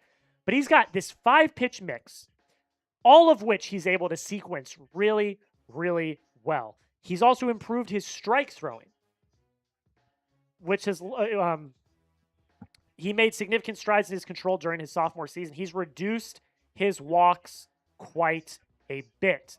Still does need to work on that command a little bit. Although he's reduced the walks, it is still at least a little bit of a concern, along with his fastball effectiveness. He's got some good velocity, but it lacks life, and it does get squared up more often than you would expect. So work on the fastball, overall improve the command just a little bit more, but I like this guy. Again, I like the pitchability of Cade Townsend, and I think that he could be, if he continues to develop a pretty solid player in the league, a middle of the rotation type starter. Yeah. He did miss the start of the season, though, with mild shoulder inflammation. That's something to watch out for. There is some evaluators are monitoring his long-term durability due to the fact that he throws with a lot of effort. So that is something that they are watching for. It does look like he kind of labors when he's throwing. Yeah. But still, the pitchability is a thing that I'm very high on with any pitching prospect. If you can take multiple pitches and you can pitch with precision, that is something that I value a lot in my prospects. For free nonstop videos all year long, make sure you hit that subscribe button. Ladies and gentlemen, Chat Sports is called Chat Sports for a reason. Not only do we have coverage around the MLB, we're going to have coverage coming up around the trade deadline in a few weeks, but we cover the NFL daily, NBA all the time, college football. We're doing World Cup watch parties as well. We've got a World Cup watch party for the Argentina game going on later tonight, which I do have to check something real quick. So don't miss out. Hit that sub button right now. Don't miss out. Join the family today. The World Cup action will be here on this channel. I need you to go on screen real quick. I need to go talk to the World Here, Cup I'll just talk guys. about this next pick. Oh, Ace Reese goes to the Mariners. I love Ace Reese. I love Ace Reese. Perfect. Just amazing fit for this Mariners system. They're really infield light right now. I think they have a really good system. I think, ultimately with Ace Reese is that my one concern about him, let me just pull up my draft grades just to make sure that I'm talking about the right guy here. But Ace Reese, yes, my only concern about him is that, he isn't that good of a fielder and he doesn't have that good of range. I do think that, you got to realize where you're going to put him. Are you going to develop him as a second baseman? Are you going to develop him as a third baseman? He's listed as a third baseman. I think his power is honestly one of the best in the draft. I do think that once this Mariners team figures out where he's going to go, I think ultimately we'll see where we can get Ace Reese slotted in this Mariners system. Obviously, you draft a lot of shortstops just because you're going to have, a bunch of versatility with them. Ace Reese is a little bit limited, and I think ultimately his home is either going to be at third or first. I don't know what that means for him, but I think, you can't get wrong for Ace Reese with that power tool. Now, in terms of just pure shapeability, you know what you're getting. You're going to get a slugger. Rico, yeah, we did have that trade earlier today with the Pirates and the White Sox. Jacob Gonzalez is now a Pittsburgh Pirate. One of the few rare trades that we saw with pick for comp pick strategy. But it's just an amazing pick here by the Mariners. One of my targets here for the Padres, but obviously he's not going to get picked by them because they only pick high school prep arms that are huge. So we'll see that. Brewers are up now. Brewers are on the clock, and I am back. I love Ace Reese. Fantastic pick by the Mariners. Yeah, just brutal. Okay. I have my shorts. I need to look at it real quick. Okay. But speaking of just in terms of... Yeah, sorry. Give me a second. No, you're good. You're good. Yeah, if you could take over again for another second, I'm going to... Just one of those guys with the Mariners where I think he was really going to be slotted right in for any one of their developmental systems. I think he's probably going to be a primary first or third baseman. We'll see ultimately where they elect to go. Sure, here, there we go. So Brewers on the clock. They do like their high school guys. One of the best developmental systems ever. They are one of those guys where they like to trade their top guys after they develop them for other studs. So we'll see what direction they end up going in. This is the last pick of the first round, but we're going to be live for the comp picks as well. So we have 12 more picks in total. Believe the pick has not been in yet, but there's a lot of ways that they could go here. Let me just see my best available. Excuse me. Sorry, guys. By the way, I am posting my reaction to the Red Sox pick on the Red Sox rundown right now. So just give me a minute, and then I will. Hunter Dietz is still available. I think he would be a perfect fit for the Brewers. Bo Lawrence, I don't know if they've really gone in the high school level. I know I had some Brewers fans here. If they knew where they are, I think ultimately it's probably going to be Hunter Dietz. I think this is where we see Hunter Dietz fall end. I think we'll see. Although we do see some more rumblings that they're going to be going elsewhere on the offensive side of the ball. Make sure you guys subscribe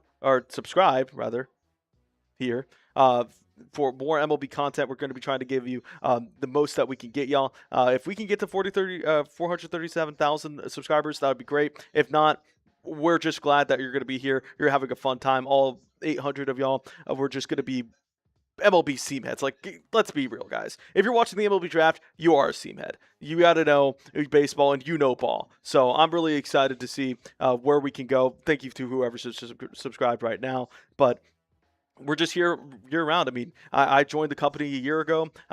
Jack was our only MLB analyst at the time. Now excited to join him on the stream and excited to get y'all more nonstop MLB content as hopefully we can expand and grow so maybe we can have all 30 MLB teams at one point. And we are very lucky to have Xavier here on the channel. He is doing a fan-freaking-tastic job. Everybody, just give Xavier some love in the chat. He has been fantastic today. Pick is in for the Milwaukee Brewers. Wow. Okay, Trey Abel. This is a Brewers pick if I've ever seen one. And I don't have notes for him. It's out of 80, low slot, but he's going to be a star, I could tell. I don't have notes. I don't know what to say. Let me brother. Okay. I don't know about this one, Jim. Okay. It's a guy you never heard of. He's going to be a star. Watch. He probably will be. But we've got Trey Abel out of Corona High School, California. Is the pick for the Brewers at number 25 overall. What's he on the big board? Do we even have him? Trey. He's 107. So we do not have graphics for him. Wow. We don't have graphics for him. That's the first one. That's the first one. So I'm just gonna. I got to slack Sam. Well, hold up. I gotta create a headshot real quick. I'll just get a player. You're just gonna be full screen here. You're full screen, Jack. Okay, Trey Abel is the pick. We do not have graphics for him because we only had graphics for the top 100 prospects in MLB Pipeline. The notes are as follows. He is an advanced hitter. He's got his best tool is his bat to ball ability. He has excellent strike zone judgment. He does not chase. That is really good. He also has a history of walking more than he strikes out. Obviously, that will probably change as he sees more elite hitting, but he's also able to use the whole field and consistently produces hardline drives. That's really great. He also has really good baseball IQ. Scouts consistently praise him for his feel of the game. And he's also a reliable defender. Soft hands, above average throwing arm, currently slotted at short. And many evaluators believe he can settle, at short, but they also project probably second or third. Biggest weaknesses, below average runner, doesn't have great speed. So something to look out for. And his offensive, like the way he projects offensively, like he doesn't have a lot of power.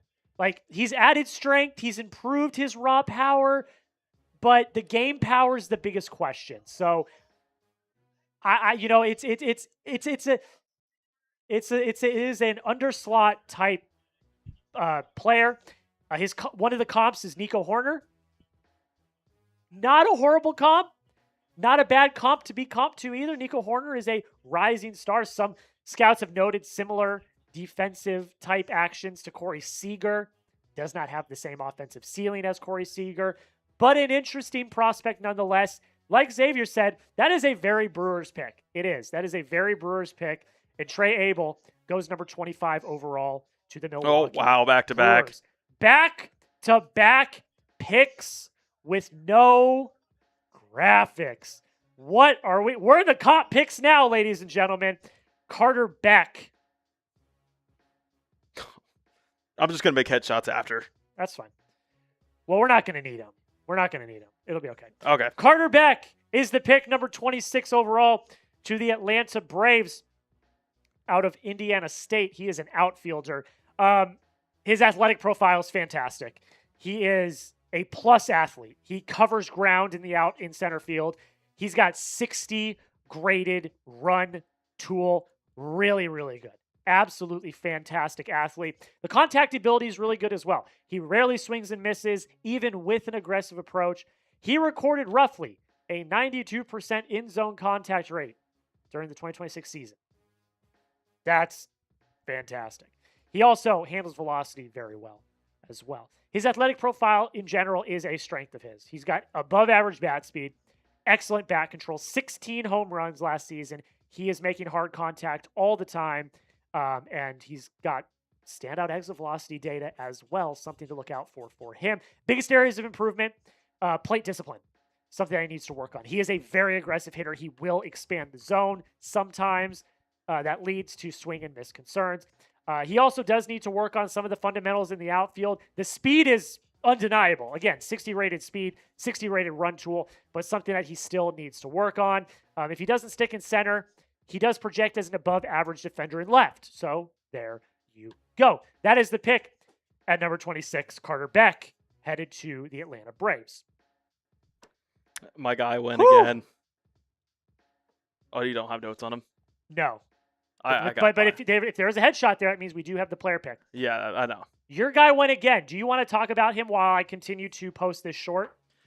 Carson Wiggins going to the Mets is the biggest bummer of the draft if you wanted anyone but the Mets to get him. Obviously, there are some injury concerns with him. I understand that, he only pitched like 10 innings or 14 innings in 2025, obviously coming back from injury. I do think that ultimately, I'd rather have my pitcher and my reliever go through Tommy John earlier in their career rather than later. Obviously, you're supposed to bounce back from that, but just this is an incredible Mets pick. They need relievers in their guy. I think he could be early as like potentially next year for them as a low leverage bullpen guy. I could really see him having an instant impact for the Mets like next year. I think ultimately it does come back to whether or not he recovers.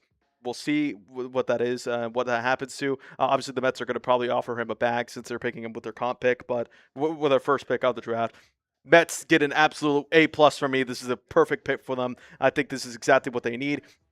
In terms of their farm system, they need more reliever guys in there. It's just amazing pick for Carson Wiggins. I think this is just easily the steal of the draft. And I understand he's a lot lower on the board for a lot of people. He does not have the talent to be, a lot lower. So it's just a really great pick for the Mets. If you're a Mets fan, I know we had a couple of Mets fans here. They are very happy with this pick. I understand you're going to look at the big board. Big board doesn't mean anything for this. You're going to get him an under slot value a little bit. And he's going to get a big bag. There you go. Shout out to Carson Wiggins. He is on his way to Are you the good New here? York Mets. Give me 1 second. I got to do Instagram and TikTok as well. Okay. It's on Twitter. It's on YouTube. See So, yeah, where sorry. Give me 1 more second, guys. I'm just posting my Red Sox we have a short. super chat that we have been kind of backlogged on, so I'll get that right now. Yeah, you take that. So, give me a second. What about Devin Sheeran, says S. Young, a decision to make? Let me see what I got for him. Let me give me a second. Mind you, we do all our scouting. I've scouted the top 100. I've scouted the top 70. Yeah, there's going to be a lot of notes that I have here. So, Devin Sheeran, I don't think I have him. Let me see. I want to answer your super, so I want to make sure I know what I'm talking about here. Devin, Deven. Oh, EN. Deven. He is a pitcher from LSU. Oh, actually, I do know about this guy. This is the behemoth guy, right? Yeah, really tall. 6'5", 255. Yeah, he is a behemoth, man. Like, I do think that with a guy that you're going to be projecting, like, is it Sheeran? I think it's Sheeran. Emmett Sheehan? Devin Sheeran. Devin Sheeran. So, with a guy like this, you're just going to be looking at projection. Like, I don't remember his pitch mix, but I just know he's super tall and he delivers a bunch of velo. He might have a decision to make. Like, ultimately, it kind of depends on where he's picked. Like, we saw Carson Wiggins go just right now, and that's because they want to get him at an underslot value, but an overslot for him. So, like, he's probably projected to get, like, a pretty decent, probably in the millions range or a million range, and he's going to take that because no one thought he was going to go that far or that early. So we'll see where he goes. I think ultimately it's going to be Wow, that is another guy that I don't think we have. So Do we not? Jack Riddell. do we not have him? I have got to look. I'm destroying my shorts, so I don't. Let me see. He's out of Notre Dame. Good chance we might. We have a headshot. Yeah, so then we've got I don't know if we have notes, but we at least have player pick graphic. So let me get this back. We're going to get situated here in a bit. Bear with us, guys, as we're trying to distro our own things. Okay, here. my short is out, so I can lock the hell in. Okay. I'm Jack back. Riddell from Notre Dame. Notre Dame. You have notes. I have notes. We're back. We're so back. All right, I can talk about him. Jack Riddell. He's an absolute worker, guys. He has been a dependable weekend starter since arriving at Notre Dame. He works deep into games, which is very valuable. Shows that he has, he's got, what's the word I'm looking for? Stamina. He's got really good stamina. He has a really deep arsenal, too. He's got a solid fastball, a slider that acts as his primary swing and miss pitch. He's also got a curve and a changeup. Pounds the zone, sequences pitches effectively. He's got a strong mound presence, and he's got a reputation for attacking hitters and limiting walks. He needs to add a true secondary pitch that can project as a dominant MLB out pitch. He has not done that yet. A lot of his offerings are solid, but they're not elite. And that's something that he needs to work on. The ceiling depends on, if he can develop the slider or the cutter into a consistent plus weapon. That's what the ceiling depends on. But overall, interesting pick for the Astros. One that I think could be very dependable if he can work on honing in that second pitch. Yeah. All right. Let us know in the comments section, and then we are going to talk about our sponsor prize picks. Who is the best pick from round one? Get this real quick. Yeah, I got you. You're killing it. Who's the best pick from round one? If I had to look.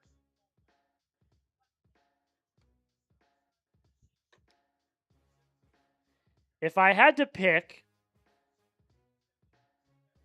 Justin LeBron's pretty good. I mean, Ace Reese, I think. I'm so high on Ace Reese. I'm so high on Ace Reese, too. I think Ace Reese to to Seattle's probably my favorite pick. Although I do Seattle like was one of my winners last year too. my biggest winners are the Rangers, Reds, Seattle. I know it's a reach, but I really do like the Royals pick, but they're just not gonna be there because it's a reach. Yeah. Drew Burris, although it's only Marlins too. although it's only one spot higher than his rank. I All right, like check that for the this. Athletics. Jacob Lumbar, like that as well. So yeah, overall, pretty solid day. Let me know what your best pick from round 1 was. I want to hear your thoughts down below in the comments. Trev says Ryder because I'm biased. Hark says Flora. Okay. I see you.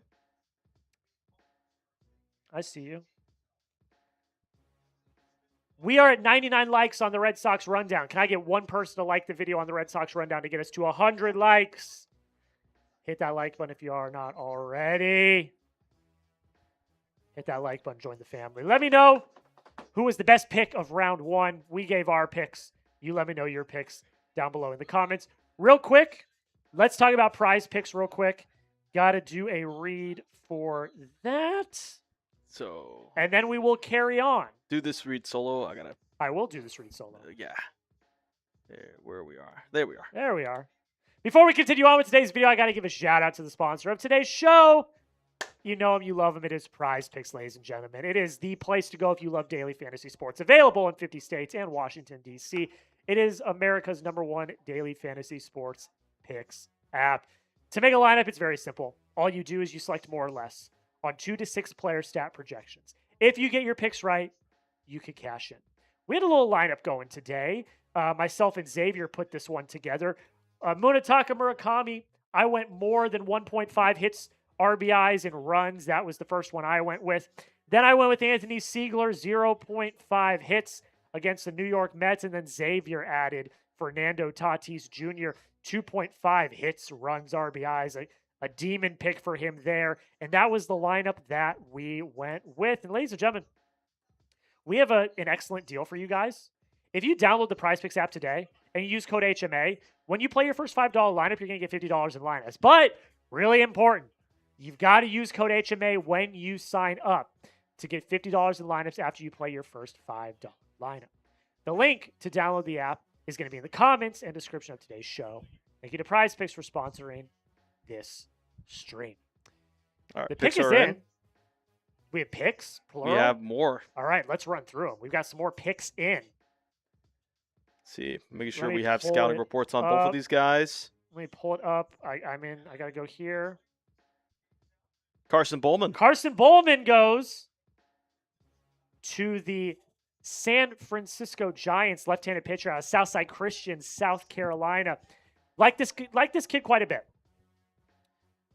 4-pitch mix. He's got plus curveball potential, something that I am very bullish on. He's got a solid fastball as well, along with a slider and a curveball. He's a very polished prep pitcher. He's got great command and solid sequencing. The pitch ability for him is fantastic. He projects to be a very solid starter in the majors. Durable frame, repeatable delivery. Like I already said, strong pitch ability.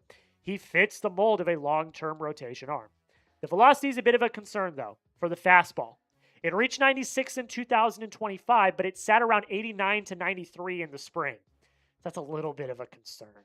He also does need to work on the changeup if he really wants to complete that 4-pitch mix. 3 solid pitches, 1 that he still needs to work on. Another one, he's a prep pitcher, and he's got an injury history. He's already had an internal brace elbow surgery as a prep prospect. Something to look out for. Not fantastic.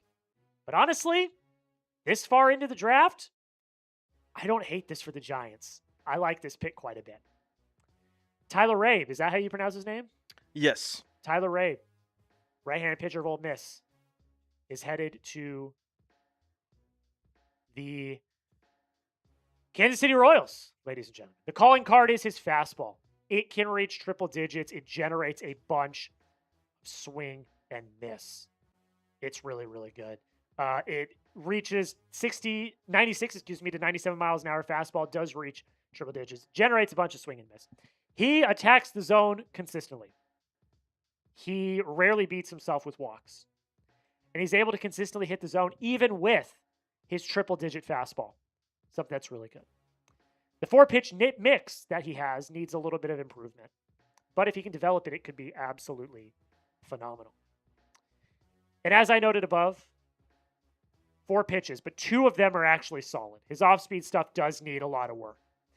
If he wants to stick in the majors, he's going to have to develop at least one more of those pitches. Yeah, that's the one thing is with him is that, like, once again, kind of earlier talking about like Jackson Flora was you can't be a one-trick pony in this league. Like, unless it's like something like a knuckleball, you really can't. Because the thing is that eventually you're just going to be able to get shelled eventually. And like, I do think that once we get into, you know, his development, it's all going to be about whether or not he could develop a slightly better pitch. I think, you know, that cutter is really nice. So we'll see how that ends up working for him. We have another pick coming in right now. Right now. Blake Bryant. Blake Bryant. So we are getting to the end. Oh, we've only got five left. 5 left, and then At the very tail end of your scouting report here. is he really? Like almost at like exactly the end. Let me pull him up. He might be the last one I did. He is not the last one I did, but he's one of the last. I think I did his last night. Blake Bryant, right-handed pitcher out of Georgia, is headed to the Arizona Diamondbacks. He's got a deep 4-pitch mix, like some of the pitchers we've just talked about. Fastball, slider, curve, and change. He has one of the most complete mixes among all prep pitchers. So I really like that. I like that about him quite a bit. He's got athleticism, strike throwing, and physical projection, all points towards being in the starting rotation long term. He's got the traits that matter. He's also got really outstanding physical projection. He's long, he's lean at 6'5". There's plenty of room to add about 25 to 35 pounds of strength. He's got room to add more. Both of his breaking balls, they flash plus, but they are going to need development if he wants them to be reliable major league offerings. He throws strikes well, but continued refinement of location on the edges is really going to also help maximize his fastball. He's very polished, but he does remain young. And he does face a very big jump from the major, from high school to the majors. So, a very polished guy. A very, very, very polished guy that if he really hones in and if the D-backs system can really continue to develop him, could turn into a very interesting talent in that rotation. We're coming to the end of the first round. And the pick is in now for the Cardinals. We are flying through picks now. Ooh, I like this pick for the Cardinals. Ooh. Tegan Kuhns is now headed to the St. Louis Cardinals. I think the Cardinals have had a fantastic draft so far. Yeah. I really, really like this pick for the St. Louis Cardinals. Who did they take at the beginning of the draft? Let me pull that up. Don't have it off the top of my head. But Tegan Kuhns is headed to the Cardinals in the comp round. He's got 2 legit plus rated pitches. His fastball and his curve. A very solid 1-2 punch. It throws hitters off consistently. He has a very high ceiling. Seriously high ceiling. If he can develop his secondaries, he projects to be a 2 or a 3 in a major league rotation. If he can continue to refine those pitches. Another great thing that I really like about him is he has continued to show that he can adapt and improve no matter the situation. He's improved his command. He's improved his control. He's made it more dominant, showing that he's coachable, showing that he's adaptable. Those are things that are very, very valuable with major league talent. On top of that, there are some cons. Like I already mentioned, needs to work on the secondary a little bit. The slider and change are both considered above average, but he can continue to work on those. There's also some effort with his delivery. If you watch him pitch, He has a very long arm action, and it looks like it takes a lot of effort. That does create some durability concerns, some things to look out for. And also, his college performances were a little bit inconsistent. He was dominant on some nights. He would completely crumble on other nights. So he does need to work on that. But if he can hone everything in, like I said, he's got the potential to be a 2 or a 3 in a rotation. That could be pretty damn good. And as I've said, I think the Cardinals have had a really, really solid draft. 100% agree. We have a super chat from Kobe Dropped. Believe this is slightly misspelled. I got him, though. Javorsky Lane Jr. What are y'all's thoughts? Let me take a look. Oh, wow. What a good Rays pick again. They killed it this draft, too. We're going to talk about the super chat real quick, and then we're going to move on. Really good power for Lane. 60 graded, along with fantastic run tool as well. This kid could be special. One of the top prospects in the class. Do I have notes on him? I do not. No, he's from Grapevine. I think you're thinking of the other guy. This guy's a local kid from here in Texas, 6 foot outfielder. Yeah. This screams to me a little bit that they're going to go with. Sorry. I'm talking about the guy in the super chat. That's what I'm saying. Oh, you are? Yeah, the Grapevine. This screams to me like they're going for, like, if you're going to get this guy, you're going to have to probably get him in the later rounds whenever you're not getting a slot guy. He's a 202 on the MLB pipeline. Maybe someone has a higher grade on him. I don't have the entire notes on him. Yeah. What I do know is that he does have a good power stroke to him. I did have some notes for him at scouting at the MLB Combine. He does a really good, nice stroke to him, the power stroke, but it's just overall he has some questions on the contact. Going to need a lot of refinement. He's a prep prospect. The grades are great. 60 grade power, 60 grade run. His arm is rated 50 to 60 grade, or 55 to 60 grade. Nothing lower than a 55 grade. So he seems like a solid prospect. He's just solid, but I do think that he's going to need a better hit tool. Yeah. A lot of refinement needed, but someone that I think, a team might be excited for depending on when they take him. White Sox, or not White Sox, Rays pick is in, excuse me. The Rays pick is in, ladies and gentlemen. Taj Marchand. I do have notes on him. Great pick for Tampa Bay here. Really like this pick. Solid hit tool. Has the potential to become a great hit tool. And is paired with the upside of some legit power. He's got to grow into his body. But if he does, he could have really, really solid power as well. He's also a great defender. Really good arm strength. He's got the instincts that can easily translate to the next level. He's a very well-rounded player.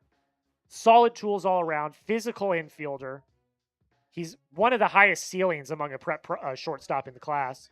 And a pick that I think the Rays just ate up. Now, they took a shortstop earlier as well. They took Grady Emerson. So they've got 2 shortstops. But maybe you trade one of them at the deadline if you're a seller or a buyer, excuse me. The swing mechanics, he's got to work on those a little bit. Also possesses average speed at best. There's questions about whether or not he will need to stay or move off a shortstop. And his aggressive approach can also lead to some swing and miss. So, solid pick. Got a legacy pick coming up next. We'll see how it works out. But Taj Marchand is headed to the Tampa Bay Rays. Family reunion!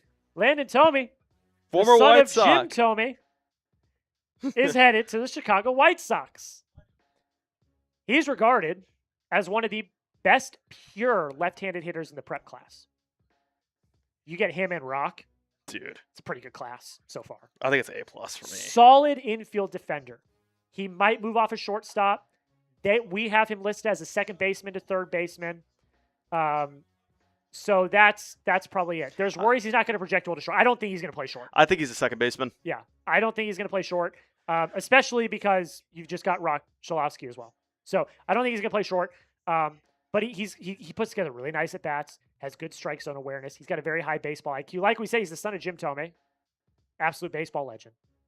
And Played for the White Sox. He's very reliable defensively as well.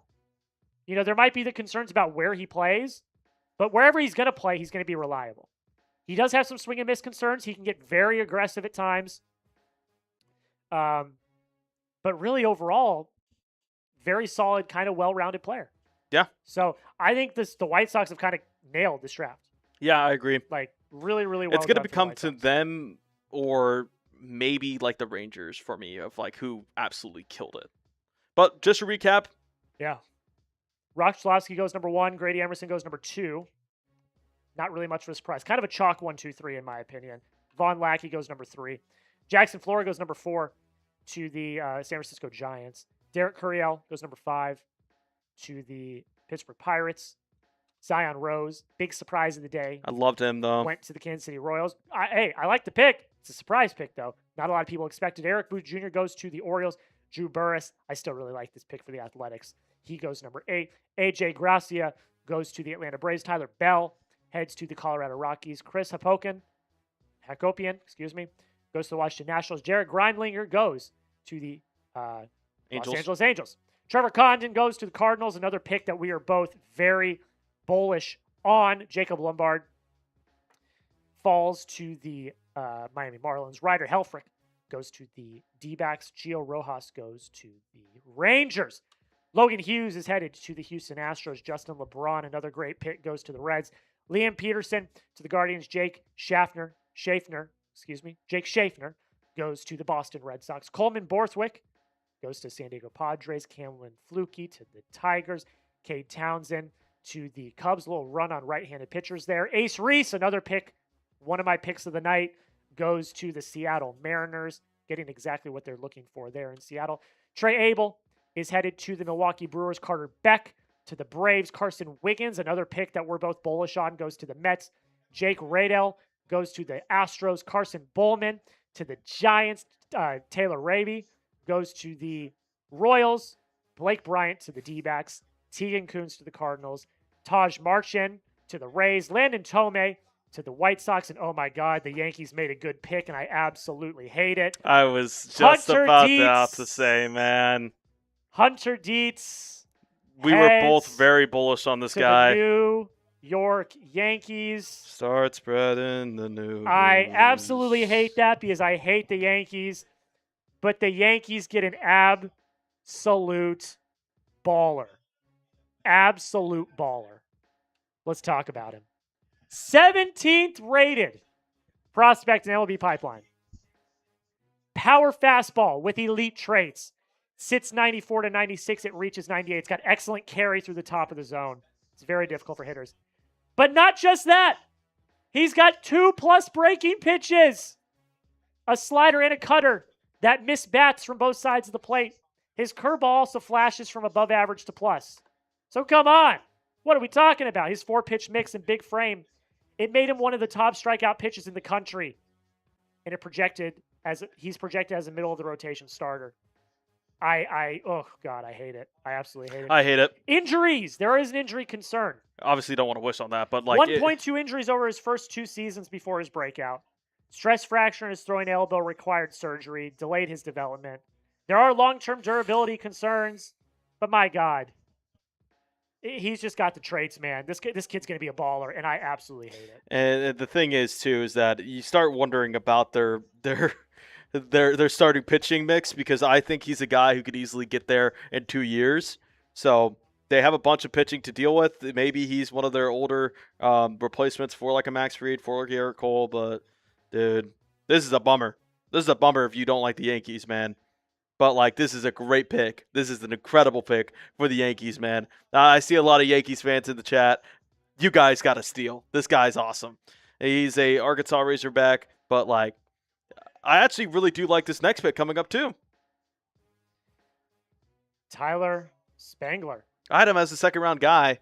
Kind of had him in that 30 to 40 range, slightly above. But, like, this is a great pick for the Phillies. Great pick. I really like this pick. You get him at a below slot level. And, like, the only thing is that you look at Tyler Spangler, right? this is a guy who was projected to be in the number 1 pick conversation this year before his injury. And so he is a very powerful bat. I do think that his hit tool will come with his swing. His swing is so beautiful. His swing is very beautiful. Nice and easy. No effort to it. A great pick for the Phillies here. Back-to-back great picks and just amazing work from this Phillies and Yankees organization. And now we're at the last pick. We're at the last pick. That we're covering. Yeah, we will. This is the end of like the first round, I say in quotes. This is the end of the first round. Yeah. Before we get to the last pick, we do have one more ad read. Gonna get a word from our sponsor, SeatGeek. Then we are going to go through the last pick. Then we will recap the first round. And then we're going to get on out of here and make some videos for you guys. Make sure that's back at the front. Yep, there we go. Here's a word from our sponsor, not Prize Picks, excuse me, our other great sponsor, SeatGeek. Ladies and gentlemen, it is the best time of year. We are in the dog days of summer, but baseball is on fire right now. And there's not many other things I'd rather be doing during the summer than heading to a ball game, which is why I want to give the sponsor of today's live, SeatGeek, a huge shout out. SeatGeek is MLB's official ticket marketplace. Your tickets are fully guaranteed and instantly fulfilled in your account after purchase. And SeatGeek's got your back, guys. Every ticket's rated on a scale of 1 to 10, so you know you're getting a good deal. You just got to look for the green dots. The green means good. The red means bad. With over 35 million downloads, SeatGeek is America's #1 rated ticket app. Ladies and gentlemen, the All-Star Game is taking place this week. And if you want to go to Citizens Bank Park in Philadelphia and check out the greatest and brightest stars of Major League Baseball, you got to get your tickets at SeatGeek. There are still tickets available. Also, the Home Run Derby taking place in the next few days as well. You can get your tickets to the Home Run Derby on SeatGeek as well. And of course, you know I've got a code for you guys. When you use code CHAT10, you're going to get 10% off your next set of tickets at SeatGeek. That is new and existing users. 10% off any tickets with promo code CHAT10. Make sure you click the link in the description to download the app and have the code automatically added to your account so you can use it later. Thank you to SeatGeek. Thank you so much to SeatGeek for sponsoring today's show. We've got one pick left in our coverage. We were only covering the first round of today's show. And then we are going to make some content for you guys. We're going to do grades and winners and losers for the first round. Also do a video on our Red Sox channel as well. Excuse me. I want to know from you guys, though, what's the best pick from round 1? I hate to say it. Yeah. I think Hunter Dietz might be in that conversation. I don't disagree. I think, for me, it comes down to 2 teams. I think the Yankees and the Cardinals just absolutely killed it. I do really like just... You know what? I'm going to go with Gio Rojas. Yeah, you're pretty high on that one. I like the... Let me pull it up. I really like the Ace Reese pick to the Mariners. Ace Reese is absolutely a good pick. Like, that's just a fantastic pick to Seattle. It's exactly something they're looking for. Like, that's a great pick. And then, I mean, I hate to say it, but, like, I literally think that I think the Hunter Dietz pick's really great for New York. Honestly, and this is really sad to say, I think the worst pick was the Red Sox one. It all depends on who they get next. Yeah, that's true. Obviously, there is a plan. Well, maybe. I don't know if I want to give Craig that much credit. Like, I understand. Well, Trey Abel's pretty bad, too. Mets absolutely cooked, too.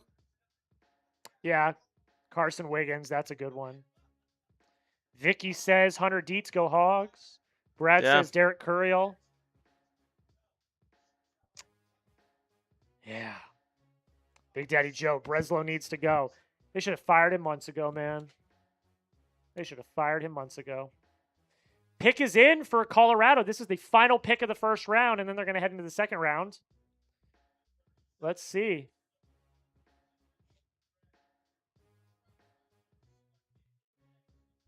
There's your guy. He fell all the way to 37. He fell all the way to 37. I'm sick to my stomach. I really thought the Giants were going to take him. Daniel Jackson goes number 37 overall to the Colorado Rockies. All right, Jack, I'm going to let you ramble. Yeah, I mean, he was one of my favorite players of the entire draft. Won the Golden Spikes, became the first D1 catcher to record 25 home runs, 25 stolen bases in a season. Incredible athlete, plus raw power to all fields. He's improved his hit tool over time. He's reduced his strikeout rate. He's fantastic. He's also an athlete, offers you defensive versatility, and he's been very flexible. Very, very flexible. He does need to work on his fundamentals behind the dish, some receiving and throwing accuracy. That's an issue. There are some swing and miss concerns in his game as well. But honestly, like if the Red Sox were going to draft him, which they didn't, I probably would have moved him to first base to not worry about those defensive concerns. And then you just get a power hitter that just rakes and runs. So I love the pick for the Rockies. I think they got an absolute steal. I hate the pick for the Red Sox. So, yeah, man. It's brutal. Want to go full screen for this one? List 8 or list? Yeah, give me one sec. I'm looking at this this menu that they sent us.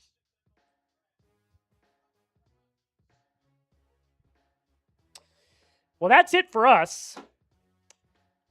We can take a look at the entire first round of the 2026 MLB Draft. Roch, Cholowsky goes to the Chicago White Sox, number 1 overall.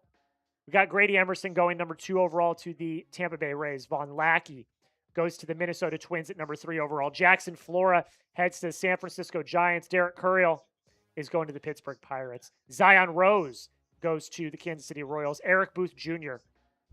heads over to the Baltimore Orioles. We've also got Drew Burress, one of my favorite picks of the night, is headed to the Athletics. Moving right along, AJ Gracia, headed over to Atlanta. Tyler Bell goes to Colorado. Chris Hakopian goes to the Washington Nationals. Jared Grindlinger goes to the Angels. Trevor Condon to the Cardinals. Jacob Lombard falls down to 14 to the Miami Marlins. Ryder Helfrich goes to the Arizona Diamondbacks. Gio Rojas heads to the Rangers. Rangers, thank you. Logan Hughes to the Astros. Justin LeBron, really great pick, goes to the Reds. Liam Peterson over to the Guardians. Jake Schaffner goes to the Boston Red Sox. Coleman Bothrick over to the Padres. Cameron Flukie to the Tigers. Cade Townsend to the Cubs. Ace Reese to the Seattle Mariners. Trey Abel goes to the Brewers. Carter Beck over to Atlanta. Carson Wiggins, another great pick that we really liked, goes to the Mets. Jack Riddell goes to the Astros. Carson Bowman to the Giants. Tyler Ray to the Royals. Blake Bryant goes to the D-backs. Tegan Coons went to, I missed the team there. The Cardinals. Tegan Coons goes to the Cardinals. Taj Marchand goes to the Rays. Landon Tomey goes to the White Sox. Hunter Dietz to the Yankees. Tyler Spangler to the Phillies. And Daniel Jackson rounds out the first round of the 2026 MLB Draft. That's it, folks. First round is done and dusted. I owe a beer bong for getting to $100 total on the day, so I'm going to do that right now. And then we're going to get out of here. Let's put up the live sub counter. Let's see where we're at with the live sub counter. I'm going to do this beer bong real quick.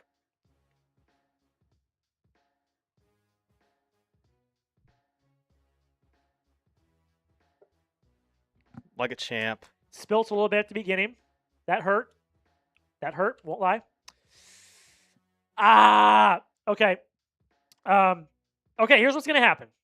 First round is over, so we're going to sign off.